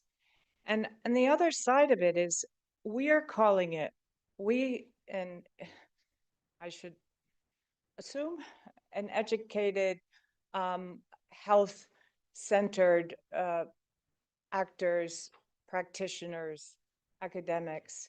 We call it misinformation. But I'll tell you, RFK does not think what he's saying is misinformation. He deeply believes a lot of it, maybe not all of it, but a lot of these spouters of what we're calling misinformation actually believe it. I think Andrew Wakefield actually really believes passionately that he's right. And maybe I'm giving too much credit there, but I do think that we need to recognize we're also framing some people as being anti-vax. They don't see themselves as anti-vax. At the end of the day, they think they're doing the best thing for their child. And so I think that just pulling the lens a little bit back, I'm fully enthusiastically support all the measures that have been reflected, but I do think we can't lose the context, and we need to look at other ways that people are being dissuaded, discouraged. I'm co-leading with Vikram Patel a new, well, not brand new, but it's parked during COVID, a new Lancet Commission on the emotional determinants of health, looking at this. So it's front of mind, but I do think that's something we need to think about in addition to and alongside what we've been talking about here today. Thank you. And hopefully the panel have touched on quite a lot of the other questions as well. So I might have a few of these to direct to some specific people for their perspectives. And then obviously others, please feel free to chip in if there's something you think that we really need to be saying. I mean, maybe to take that final point on just the current environment and the kind of use of these words. I mean, one question we had was, is it even helpful to be using words like kind of misinformation and vaccine hesitancy and net zero? Are they just now so divisive? And then maybe Heidi to start, but also Chris, it'd be interesting to get your perspective just on the kind of the landscape of the politicization of some of these topics, over say the last decade. So maybe how we use language, and the landscape we're now working in. Well, I want to talk about promoting positive health behaviors in a broader sense, and not doing the pros and the cons. I mean, backstage behind the screen, we might call it different things or categorize it differently as we're designing strategies. But I think we need more of a framing of how do we encourage, persuade, promote people to do things that are going to be good for their health. And as I said, backstage, we can be disaggregating it in terms of specific interventions we're doing. But I don't think it's been helpful for us to be, the framing of either hesitancy or anti or different kinds of things. I do think the misinformation thing, sometimes you need to frame something to bring attention to it. Every movement has needed to characterize something to get attention to it. And I think that's been really important in recognizing this damaging acceleration of misinformation. But, we're entering a whole new wave with AI of not just misinformation, not real people. I mean, we've got, all kinds of things. So I do think maybe we can think of it in a more holistic way. Sounds like we're going back 2 decades, but still. And we'll come back to the AI point in a moment, but yeah, interested to hear your thoughts, Chris, just on the landscape we're in currently. Yeah, I mean, nothing causes more pleasure to people who are trying to undermine public health than getting a bunch of public health people to argue about the 3% of things they don't agree on, rather than the 90%, 97% of things that they do. And language is a fairly reliable way of doing that. So I think we should be very careful we don't enter into some of the slightly uncomfortable linguistic debates, because they don't actually lead anywhere particularly. That said, I would quite clearly differentiate between dis and misinformation, which is clearly being promulgated for financial or other reasons, and I think we should be entirely straightforward about calling that out. It is lying for profit, and it's going to damage people's health, and we should just say that. That is quite different, I think, from people who actually have a deeply held belief that is different to our belief. And I think labeling that and what would be seen as calling that names doesn't strike me as terribly helpful. I completely agree with Heidi on that. And I think that the most sensible thing for us is always just to put out the clear facts that are the positive ones about things, including some of the difficulties and some of the side effects, for example, if it's a vaccine, or the downsides in policy terms. That's really the way to deal with it, rather than trying to categorize it or what would be perceived as name calling on it. But I do really think we should not shy away from being rude about the conflict of interest. Right, thank you. And I mean, another question here that kind of touched on that wider picture, and maybe to start with Rebecca on it, says that for many of the talks, it's clear that certain systemic barriers are really impacting ability to receive healthcare, vaccine behavior, reproductive services, for example. So arguably by focusing too much on misinformation, as the question said, are we chasing a red herring in terms of actually where there's progress to be made in improving outcomes? Yeah, a big theme that comes up a lot in our work is lack of trust. So, and I think this builds up on lots of other speakers in terms of it's really important to go out into the community you're working with, and it could be with groups that aren't accessing care because there's mistrust in the system for lots of different, quite complex reasons. So I think that's something. And then again, this which I highlighted in the talk, this issue of people not feeling heard and dismissed when they have actually accessed care. And I think that's a really good opportunity to discuss people's beliefs, what their sources of information are, and how that may be shaping any decisions they have. So I think those are two key areas that seem to have cut across a lot of the talks that I would want to highlight. And others feel free to chip in. I mean, there's another question that kind of hits this as well. I mean, I think we see this a lot in health, that hard to reach communities are often where there's risk, but by definition are hard to reach. And you're kind of suggesting there's points of contact with health systems. Is that the best route, do the panel think? Are there other routes in terms of communication engagement which perhaps don't get the attention they need? I didn't catch the question, but so I think it's this idea that you have groups who maybe get a lot of information within their communities, within WhatsApp, within online. It's very hard for that top-down communication to reach them. What are the ways that they can be engaged? Even before I respond to that question, I just would want to say that from the conversation we are having and from the presentations that have come earlier, I think we are at different levels to dealing with health misinformation when it comes to looking at the global south, and even in the global south, you can disaggregate that, and the global north. I heard my colleague here mention something about trying to ensure that platforms are up and doing through policy.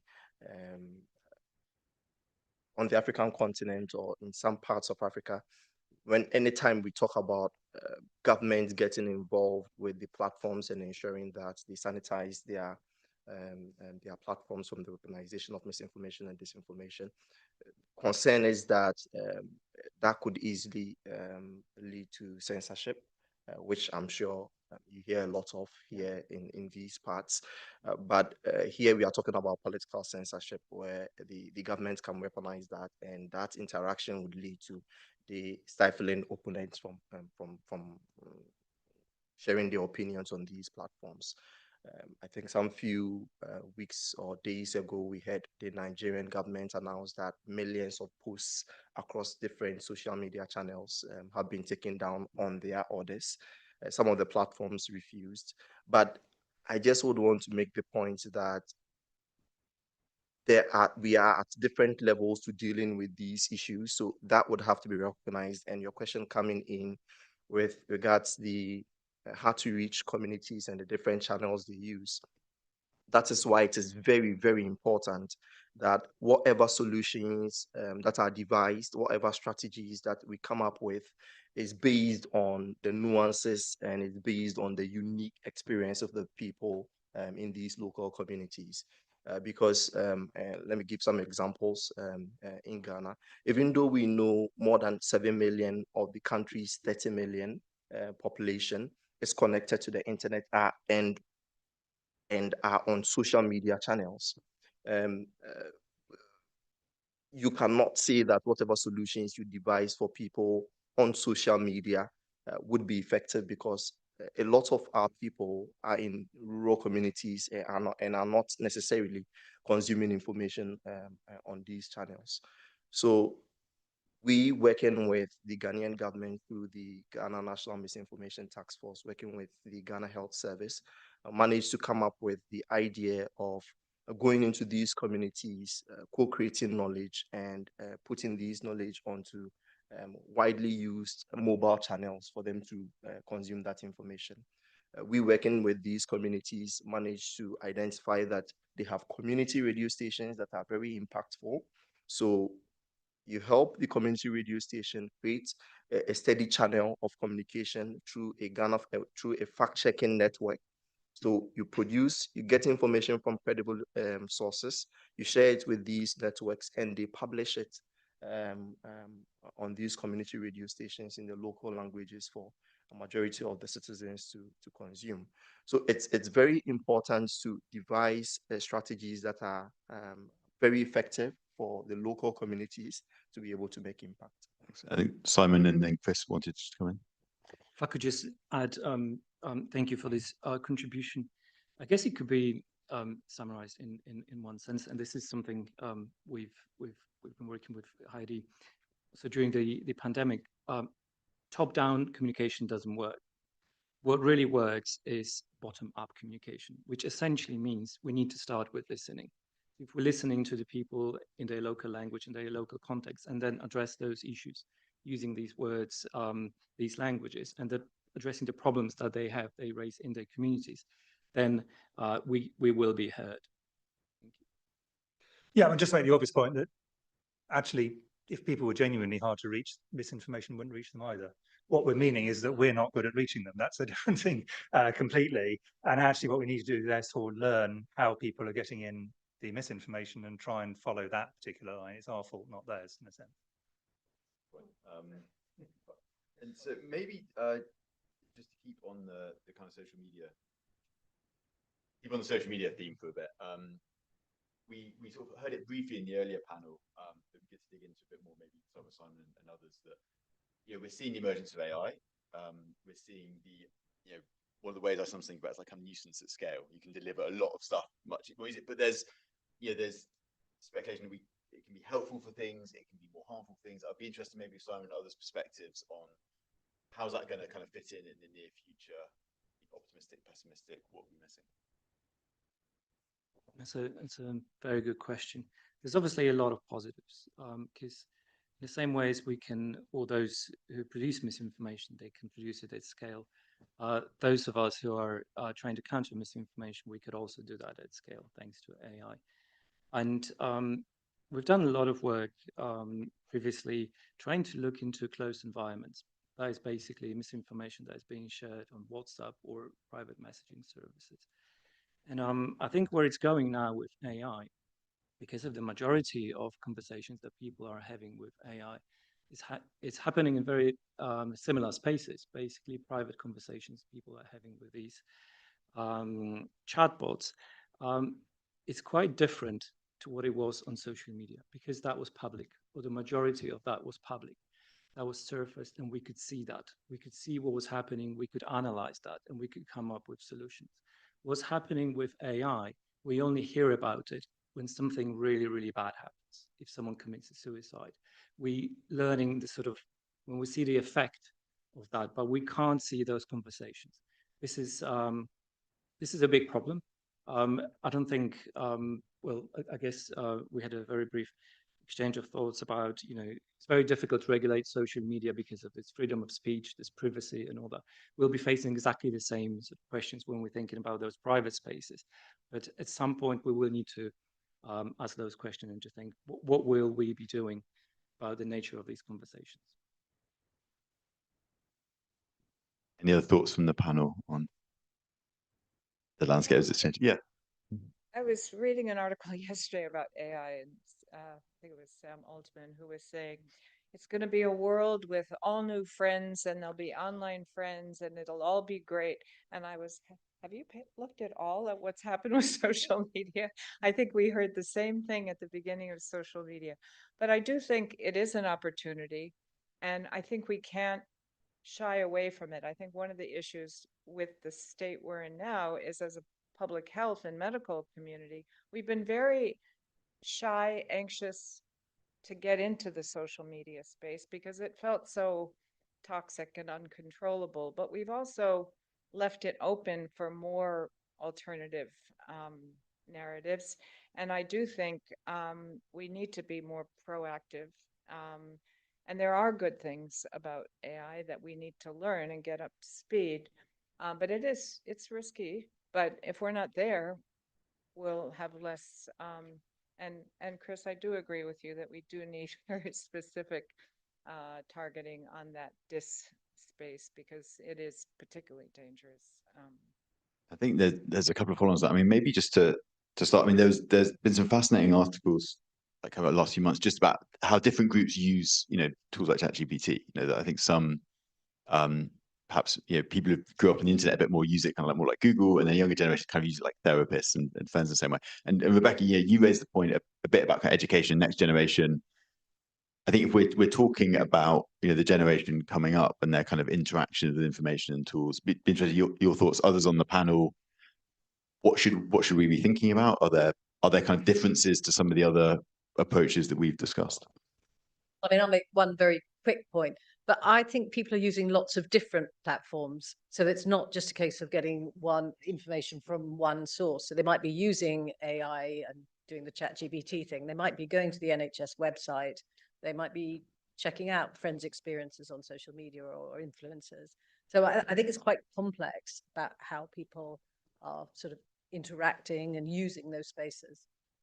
And I thought, I mean, maybe it's something that because you've worked on kind of gamification of some of these ideas. Yeah. You've got kind of thoughts on improving that accessibility kind of across age audiences. Yeah. We also worked on chatbots, around vaccine hesitancy and things like that. And it's a similar issue that AI platforms are actually thinking about is, we have this big problem in social media where algorithms are optimizing for engagement and rewarding extremist and toxic material, but AI companies are obviously also prioritizing speed over safety, and they're wondering how can we get people engaged on the platforms. Engagement here is going to mean talking to the chatbot for longer and longer, and like how are they going to use ads and commercialize the software, right? So once the chatbot is your friends, they're going to target you with ads, right? And then we'll have to see what the impact is of that. And so I think, as Simon said, we can use it both to scale pre-bunking. Some research shows that engagement with chatbots can reduce conspiratorial thinking and more likely to get people vaccinated, maybe because people think that the AI doesn't have agent nefarious intentions or something like that.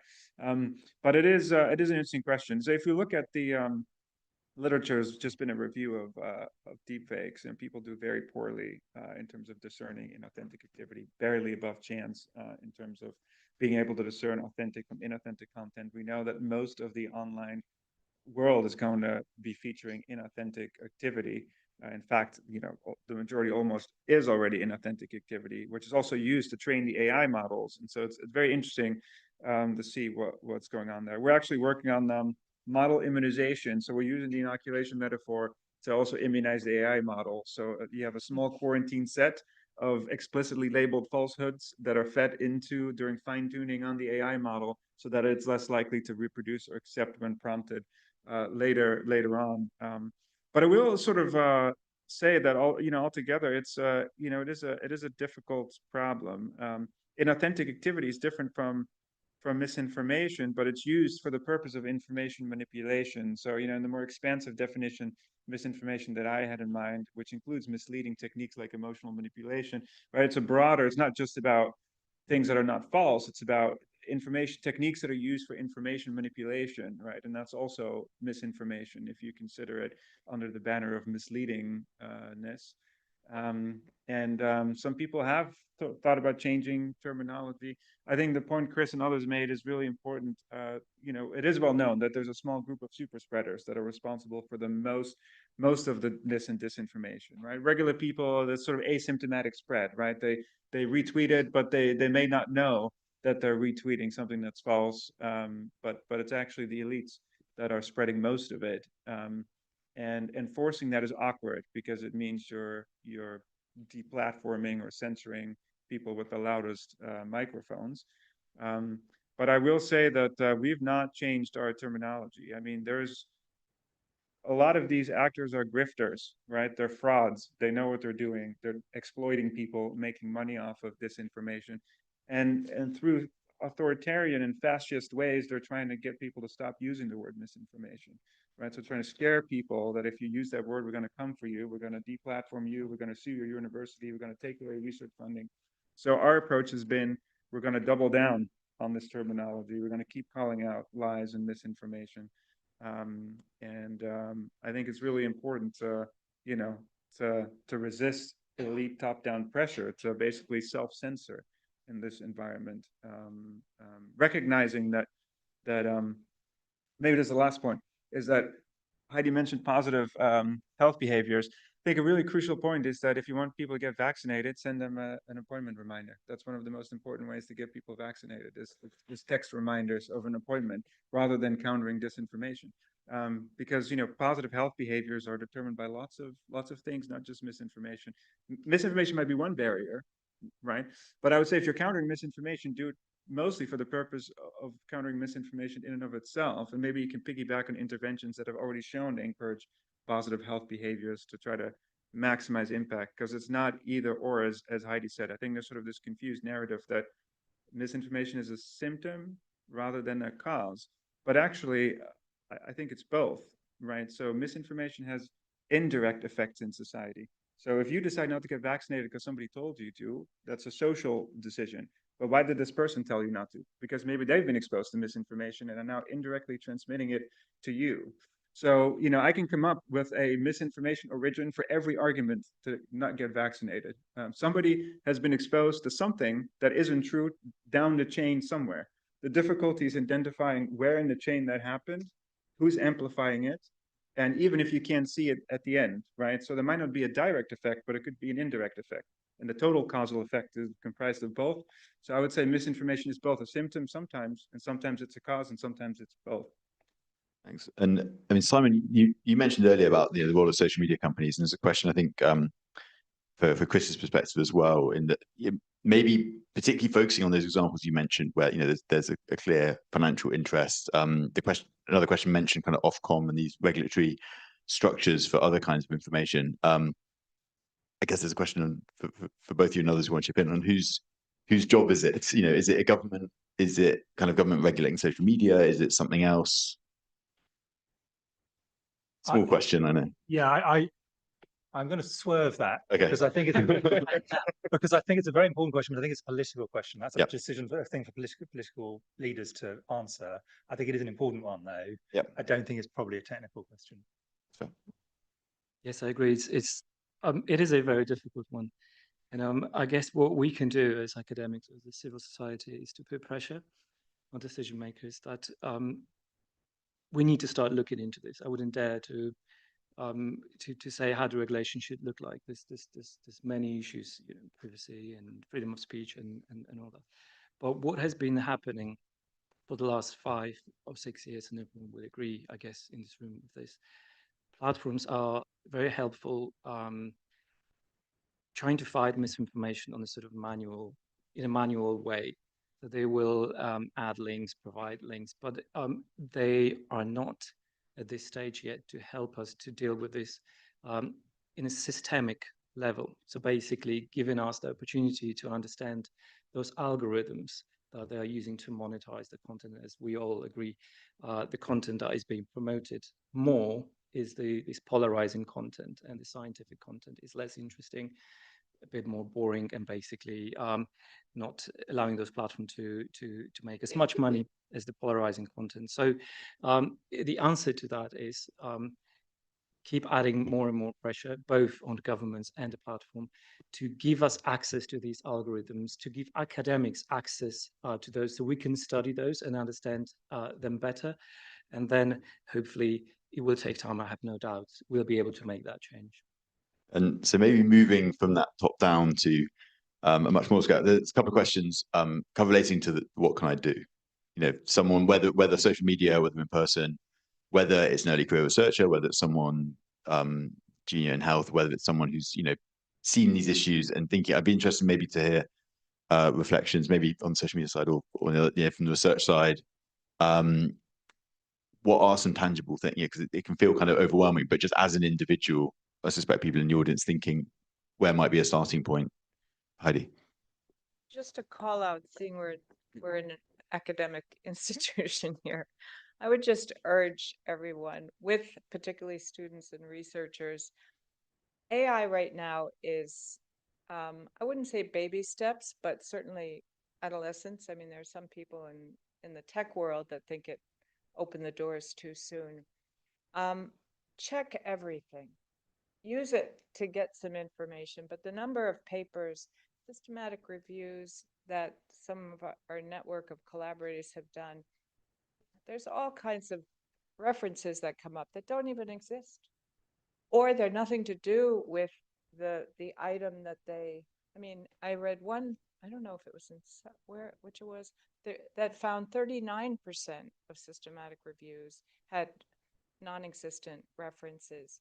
So just to call out to students, researchers, and colleagues, use AI to get some insights and guidance, but make sure you check everything, because we could become part of the misinformation problem if we're not doing that extra human check. That's just a tangible thing to. Any other thoughts, and just at the individual level, if there's things people could, yeah. I'm going to disclose I used AI to cut my word count because I knew so it obviously worked. It's probably good for that. Yeah, I still need deduplication. Yeah. I just feel, and I know, again, I said it's on a personal level, I just feel there's so much to learn. So I think, yeah, universities have got to provide training and support for us because there's plenty of us that really haven't a clue what's going on. So yeah. And maybe some thoughts either, yeah, from the kind of government side or on the social media. You know, what are the, because there's also just, I think, just a number of questions around, you know, I want to go out there. There seems to be this misleading information. What do I do about it? Yeah, reflections either on social media or on kind of experience of communicating, you know. Well, I mean, academics do at least three things, and they are actually central to combating it. I mean, the most important thing is actually producing really reliable data and information, because without that, in a sense, we're completely lost. So that is the most important thing, and anybody's involved in that. Second thing is, most people who can counter disinformation have had their training through academic institutions. So they learn not in disinformation, but in critical thinking and how they actually construct an argument and how they recognize a weak argument. So again, the academic sector is absolutely central to that. And then a subgroup of people will choose to engage in the media, and many of those are extremely effective. A few of them fall into traps, but you can't win them all. And they're, you know, having someone who's an expert, the general public like people who they think are talking sense about things they care about based on data. And I think having that as the aim, but if you're going to do it, be aware in the disinformation, people will be laying traps for you. So you have to just think quite carefully about how not to fall into those traps, because the first time you do it, you're going to go into it, even if you've got a large sign above it that says heffalump trap, you'll go in. So you've just got to actually watch how these things go wrong. I think that's one of the things I've definitely noticed on social media over the years, that there's these just tactics that have names. And when you see it, you're like, oh, that's what that person was doing to me a year ago. And that's why, you know, it's that classic cartoon, isn't it? Someone's wrong on the internet. But it's a tactic, and it's completely. Other thoughts just on maybe on the social media side, just in terms of it's very, you know, a lot of these things, as we've heard, are designed to trigger those kind of responses. But are there things people can do that are a bit more kind of tangible and useful? We have a study that's coming out soon where we ask people to unfollow hyperpartisan accounts on social media and then track their behavior and news diet and everything. And it does make a big shift. People were happier. There were better quality news. They were less polarized. And so we asked people to identify them, with some help with a tool, the most toxic accounts that they're following, and just unfollow those accounts. And that was kind of a hard intervention, but it seemed to improve people's diet quite a bit. The other thing I'd say is that pre-bunking was never meant to be a top-down thing that's done by institutions. It's always been a tool for people to use. So the chaps that made the videos for us, the pre-bunking videos, emotional manipulation, scapegoating, conspiratorial thinking, because they were creating them all day, they now have this game in the office when they're listening to the radio and they're listening to politicians that they call out the techniques. Oh, this is false dilemma. This is scapegoating. This is emotional manipulation. So I think the biggest service we can actually do is pre-bunk harmful content to our friends and family and say, hey, there's something incoming. This is a technique that they're using. These are the motivations, incentives, expose it so that, people in your community are less likely to be duped. And then the last thing, maybe it's a little spicy, but I do have an personal opinion on policy, is that, Ofcom, the Online Safety Act, right, is important, but it doesn't feature misinformation. It's anchored in existing harms like sex trafficking and illegal activity, and getting it amended to include misinformation has been an uphill struggle. I think if people were to write their MPs, their local politicians, pressure the government to do something about misinformation, because the government is facing geopolitical risks, right, in getting Ofcom well, Ofcom is the independent regulator, so they should be empowered, right? But are they in reality? If Trump is suing them, right, can they actually act and enforce? And I think the government is hesitant about this because of the relationships with the US. And so we're in a weird situation that, can you enforce? There's a misperception about free speech, right? It isn't about censoring anyone's speech. Ofcom is only making sure that social media companies follow their own policies, right, at a system level. But can they enforce? And I think it would be easier if the government got pressure from individuals that they need to be doing something about the problem. Any final thoughts on that? There's also one group that is that we should be thinking about as parents. It's our children. As much as possible, we should be encouraging them to go on social media as late as possible. We should try to delay that moment when they actually go on social media. Critical thinking comes with age. The later they start, the later they go on social media, the more likely they will have those tools to be able to deal with misinformation.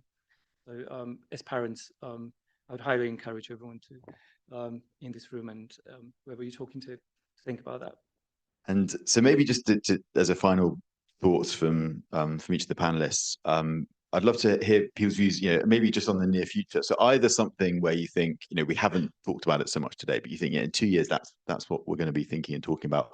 Or perhaps, it's nice to have some of these examples of optimism where progress is possible. And so maybe something where you actually think we can make, we're in a good position to make progress over the next couple of years on this. So either a kind of something we're going to be talking about that we haven't focused on so much, or something where you think actually there's a bit of a lever there that we can really do some good in the next couple of years. So maybe Heidi along, just a kind of 20, 30 second snapshot from everybody. Well, we've heard about the platforms prioritizing and pushing out the stuff that's engaging. I think that's a signal to us that we need to get more creative. We need to get more engaging. We heard a little bit about different ways to do that, but maybe we need more training even in how can we use these new opportunities, and some are not so new, and get more engaging. And there's the biggest thing I've learned in some of our work is publics do not want scientists to try to make things more simple. They want us to make it more relevant. That's where we've got to be. And when we make it more relevant, it's going to be more engaging. Simon. I actually think the future is quite positive, because this is going in this direction now, that increasingly less and less content is generated by humans and more by bots, AI chatbots. At some point in the future, we'll get to the point that you go on social media and you'll have AI chatbots talking to AI chatbots. This will be the moment when the platform owners will realize that there's no point, because people are leaving those platforms and they will do something. And that will be a fantastic moment of opportunity for us to work with those platforms and to make it more human-centric. On that positive note, what would I say? I think this goes to researchers and to students. Regardless of the limitations we've seen from the social media companies in terms of giving us access to their systems and their data, there is enough data to do social mapping, social media mapping, and sometimes do narrative reports, produce disinformation reports about the different actors that are manipulating their systems. So let's pay more attention to that. Let's understand how to collect data, open source data, and produce reports exposing some of these efforts. And I think with that, we'll put more pressure on the internet companies to do the right thing. Rebecca. I think in some of the areas that are very stigmatized in health, we've talked about reproduction, we've talked about mental health today. I think there are opportunities to maybe be a sort of point of contact to give good information and hopefully referral ultimately to a person. But I think there are ways of maybe, yeah, hopefully better engaging with people that may find it difficult to, and through art. Always, yes, always through art. Sander. Yeah, I do think human technology interaction is fundamentally changing, and so in the next couple of years we'll have to deal with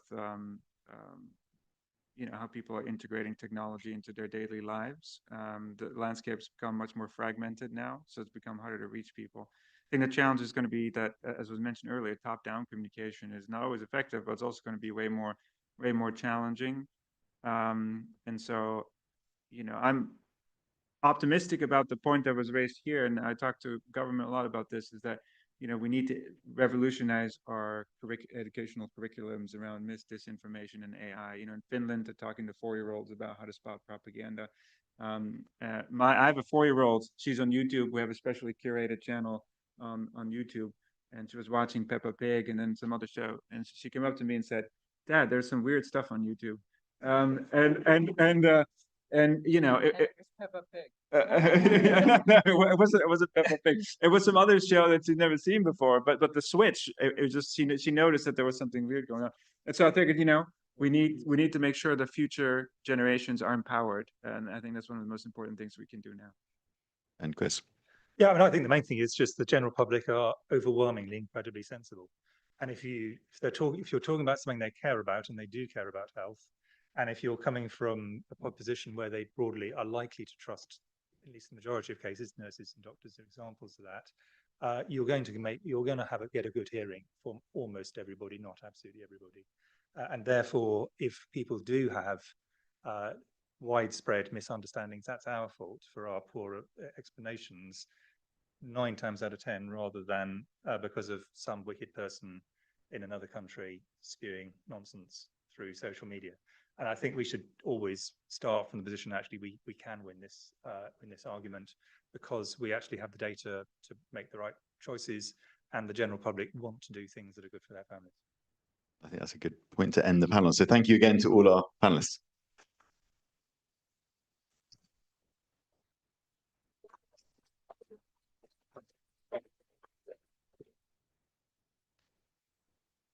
Wrap up.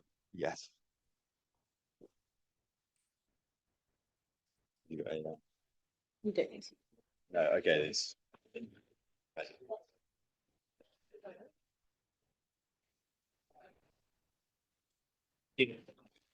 Okay. So just to finish, so we've had a busy day, a full day. Thanks so much for coming. I mean, I think one of the things for me growing up was I had a grandfather who spent most of his adult life in a wheelchair. He got polio when he was working in India when he was 25, and hadn't been able to walk from that point onwards. And for me as a child, it was always that quite tangible reminder of the threats that we face from a lot of these diseases. But of course, where we are now, a lot of those historical threats aren't so visible. Thankfully, we don't have to kind of live with them so much anymore. And perhaps that's kind of contributed to what we're seeing is some of this shift that was mentioned earlier, where those diseases aren't around us. We don't have to face them. And so people's perception of risk, willing to believe the nature of that risk is shifting, willing to believe in the value of the tools that we have, like vaccines, to counter them, is shifting as well. And misinformation, again, it's coming, raised as a concept, like a lot of concepts these days, there's a lot of polarization around it, a lot of difference of meaning. But fundamentally, we have harmful and misleading information which is causing real, tangible harm to health in the modern era and has potential to cause harm in future eras. Whether it's now, whether it's people not taking vaccines that can massively reduce their risk or their children's risk, or whether it's coming to the future and the environments that we're going to have our children and grandchildren grow up in that we've made bad decisions on because of the beliefs and misalignment with evidence that we've had. I think it was raised in a couple of talks earlier, and as any good kind of public health research question, two questions we need to ask is, first of all, what are we dealing with? What's actually happening? How common are these things? Is it actually the problem we think it is? And then also, what are options for doing something about it? What are the different tools we have available? What works in different settings and in others? I think, as we've heard today, those can be quite complex questions. We can come to them with preconceptions, and maybe all of you coming into this room today had views about misinformation, what it was, what it wasn't, what works, what doesn't. Hopefully, at least some of those we've gone a bit deeper, or maybe we've challenged them, or maybe rethink a little bit about the shape of the problem and what we can do about it. And we've seen across countries, there's different things that we need to consider. There's different themes, there's different problems, everything from climate, mental health, infectious disease, but there's also some commonalities. I think we saw at the end emerging some of these things that actually thinking about we can make more progress on. I think in Pauline's talk, she framed quite nicely some of the traps we can fall into when faced with this kind of situation. I think one is a tendency when you're dealing with a threat to sort of veer into fatalism, and you think, there's no way we can solve this. There's all this stuff happening globally, we just can't make any progress. I think the other extreme is complacency, where we think, well, someone's going to kind of sort that out for us, and we just don't have to worry about it, and we can get on with things. And I think we've seen a lot of these talks today that we sit in the middle with that we can't just assume this is a problem that is insurmountable, but we can't just assume someone else is going to fix it. I think Kristen's talk raised that nice point that we've had this throughout history as a challenge in many areas of health, and we've still made progress on it. And actually, a lot of the professions in health, in medicine, in medical research have that trust, and it's part of our responsibility to repay that to audiences who ultimately often want to make good decisions about that. And so I think with an event like this, where we brought together a lot of ideas, we don't want to end a situation where we think someone ought to do something, because really, I think what we've seen is this isn't going to be solved by an academic. It's not going to be solved by one person in government or a journalist or one health organization or a think tank or a member of the public. There's elements of this that all of us can play a role in. So one of the things that we want to do coming out of this is use as an opportunity to catalyze a bit of network, to think a bit more operationally about this, to share some of these additional experiences and examples and best practice and approaches and ideas and evidence. So you'll be getting emails to your inbox if you've registered after this. When you come out of here, there'll be some QR codes around this. But I mean, this event, we've had a lot of people here in person, we've had hundreds online. It's been one of the most kind of highly registered, attended events we've had in our recent history. I think that's an illustration that there's a lot of people here wanting to think about these issues and do something about it. I think, as we've heard, it isn't this insurmountable problem that you just have to kind of hope will either go away or be fixed by someone. But there are these things that we can do in different ways to make progress on it. So I think as an immediate action for everybody, we've got a drinks reception shortly afterwards where you can make some new friends, exchange some ideas. If you're online, I'm sorry, but you can join our network to hopefully have future opportunities. Finally, I would like to thank all our speakers who've given up their time to present. So yeah, another round of applause for our speakers. I'd like to thank all the people who put a lot of work into organising this. Essentially, I've just come and said a few things, but our comms team have done amazing work, convening everything, event staff as well, really making this run, hopefully as we agree, very smoothly and very painlessly. So massive round of applause to them.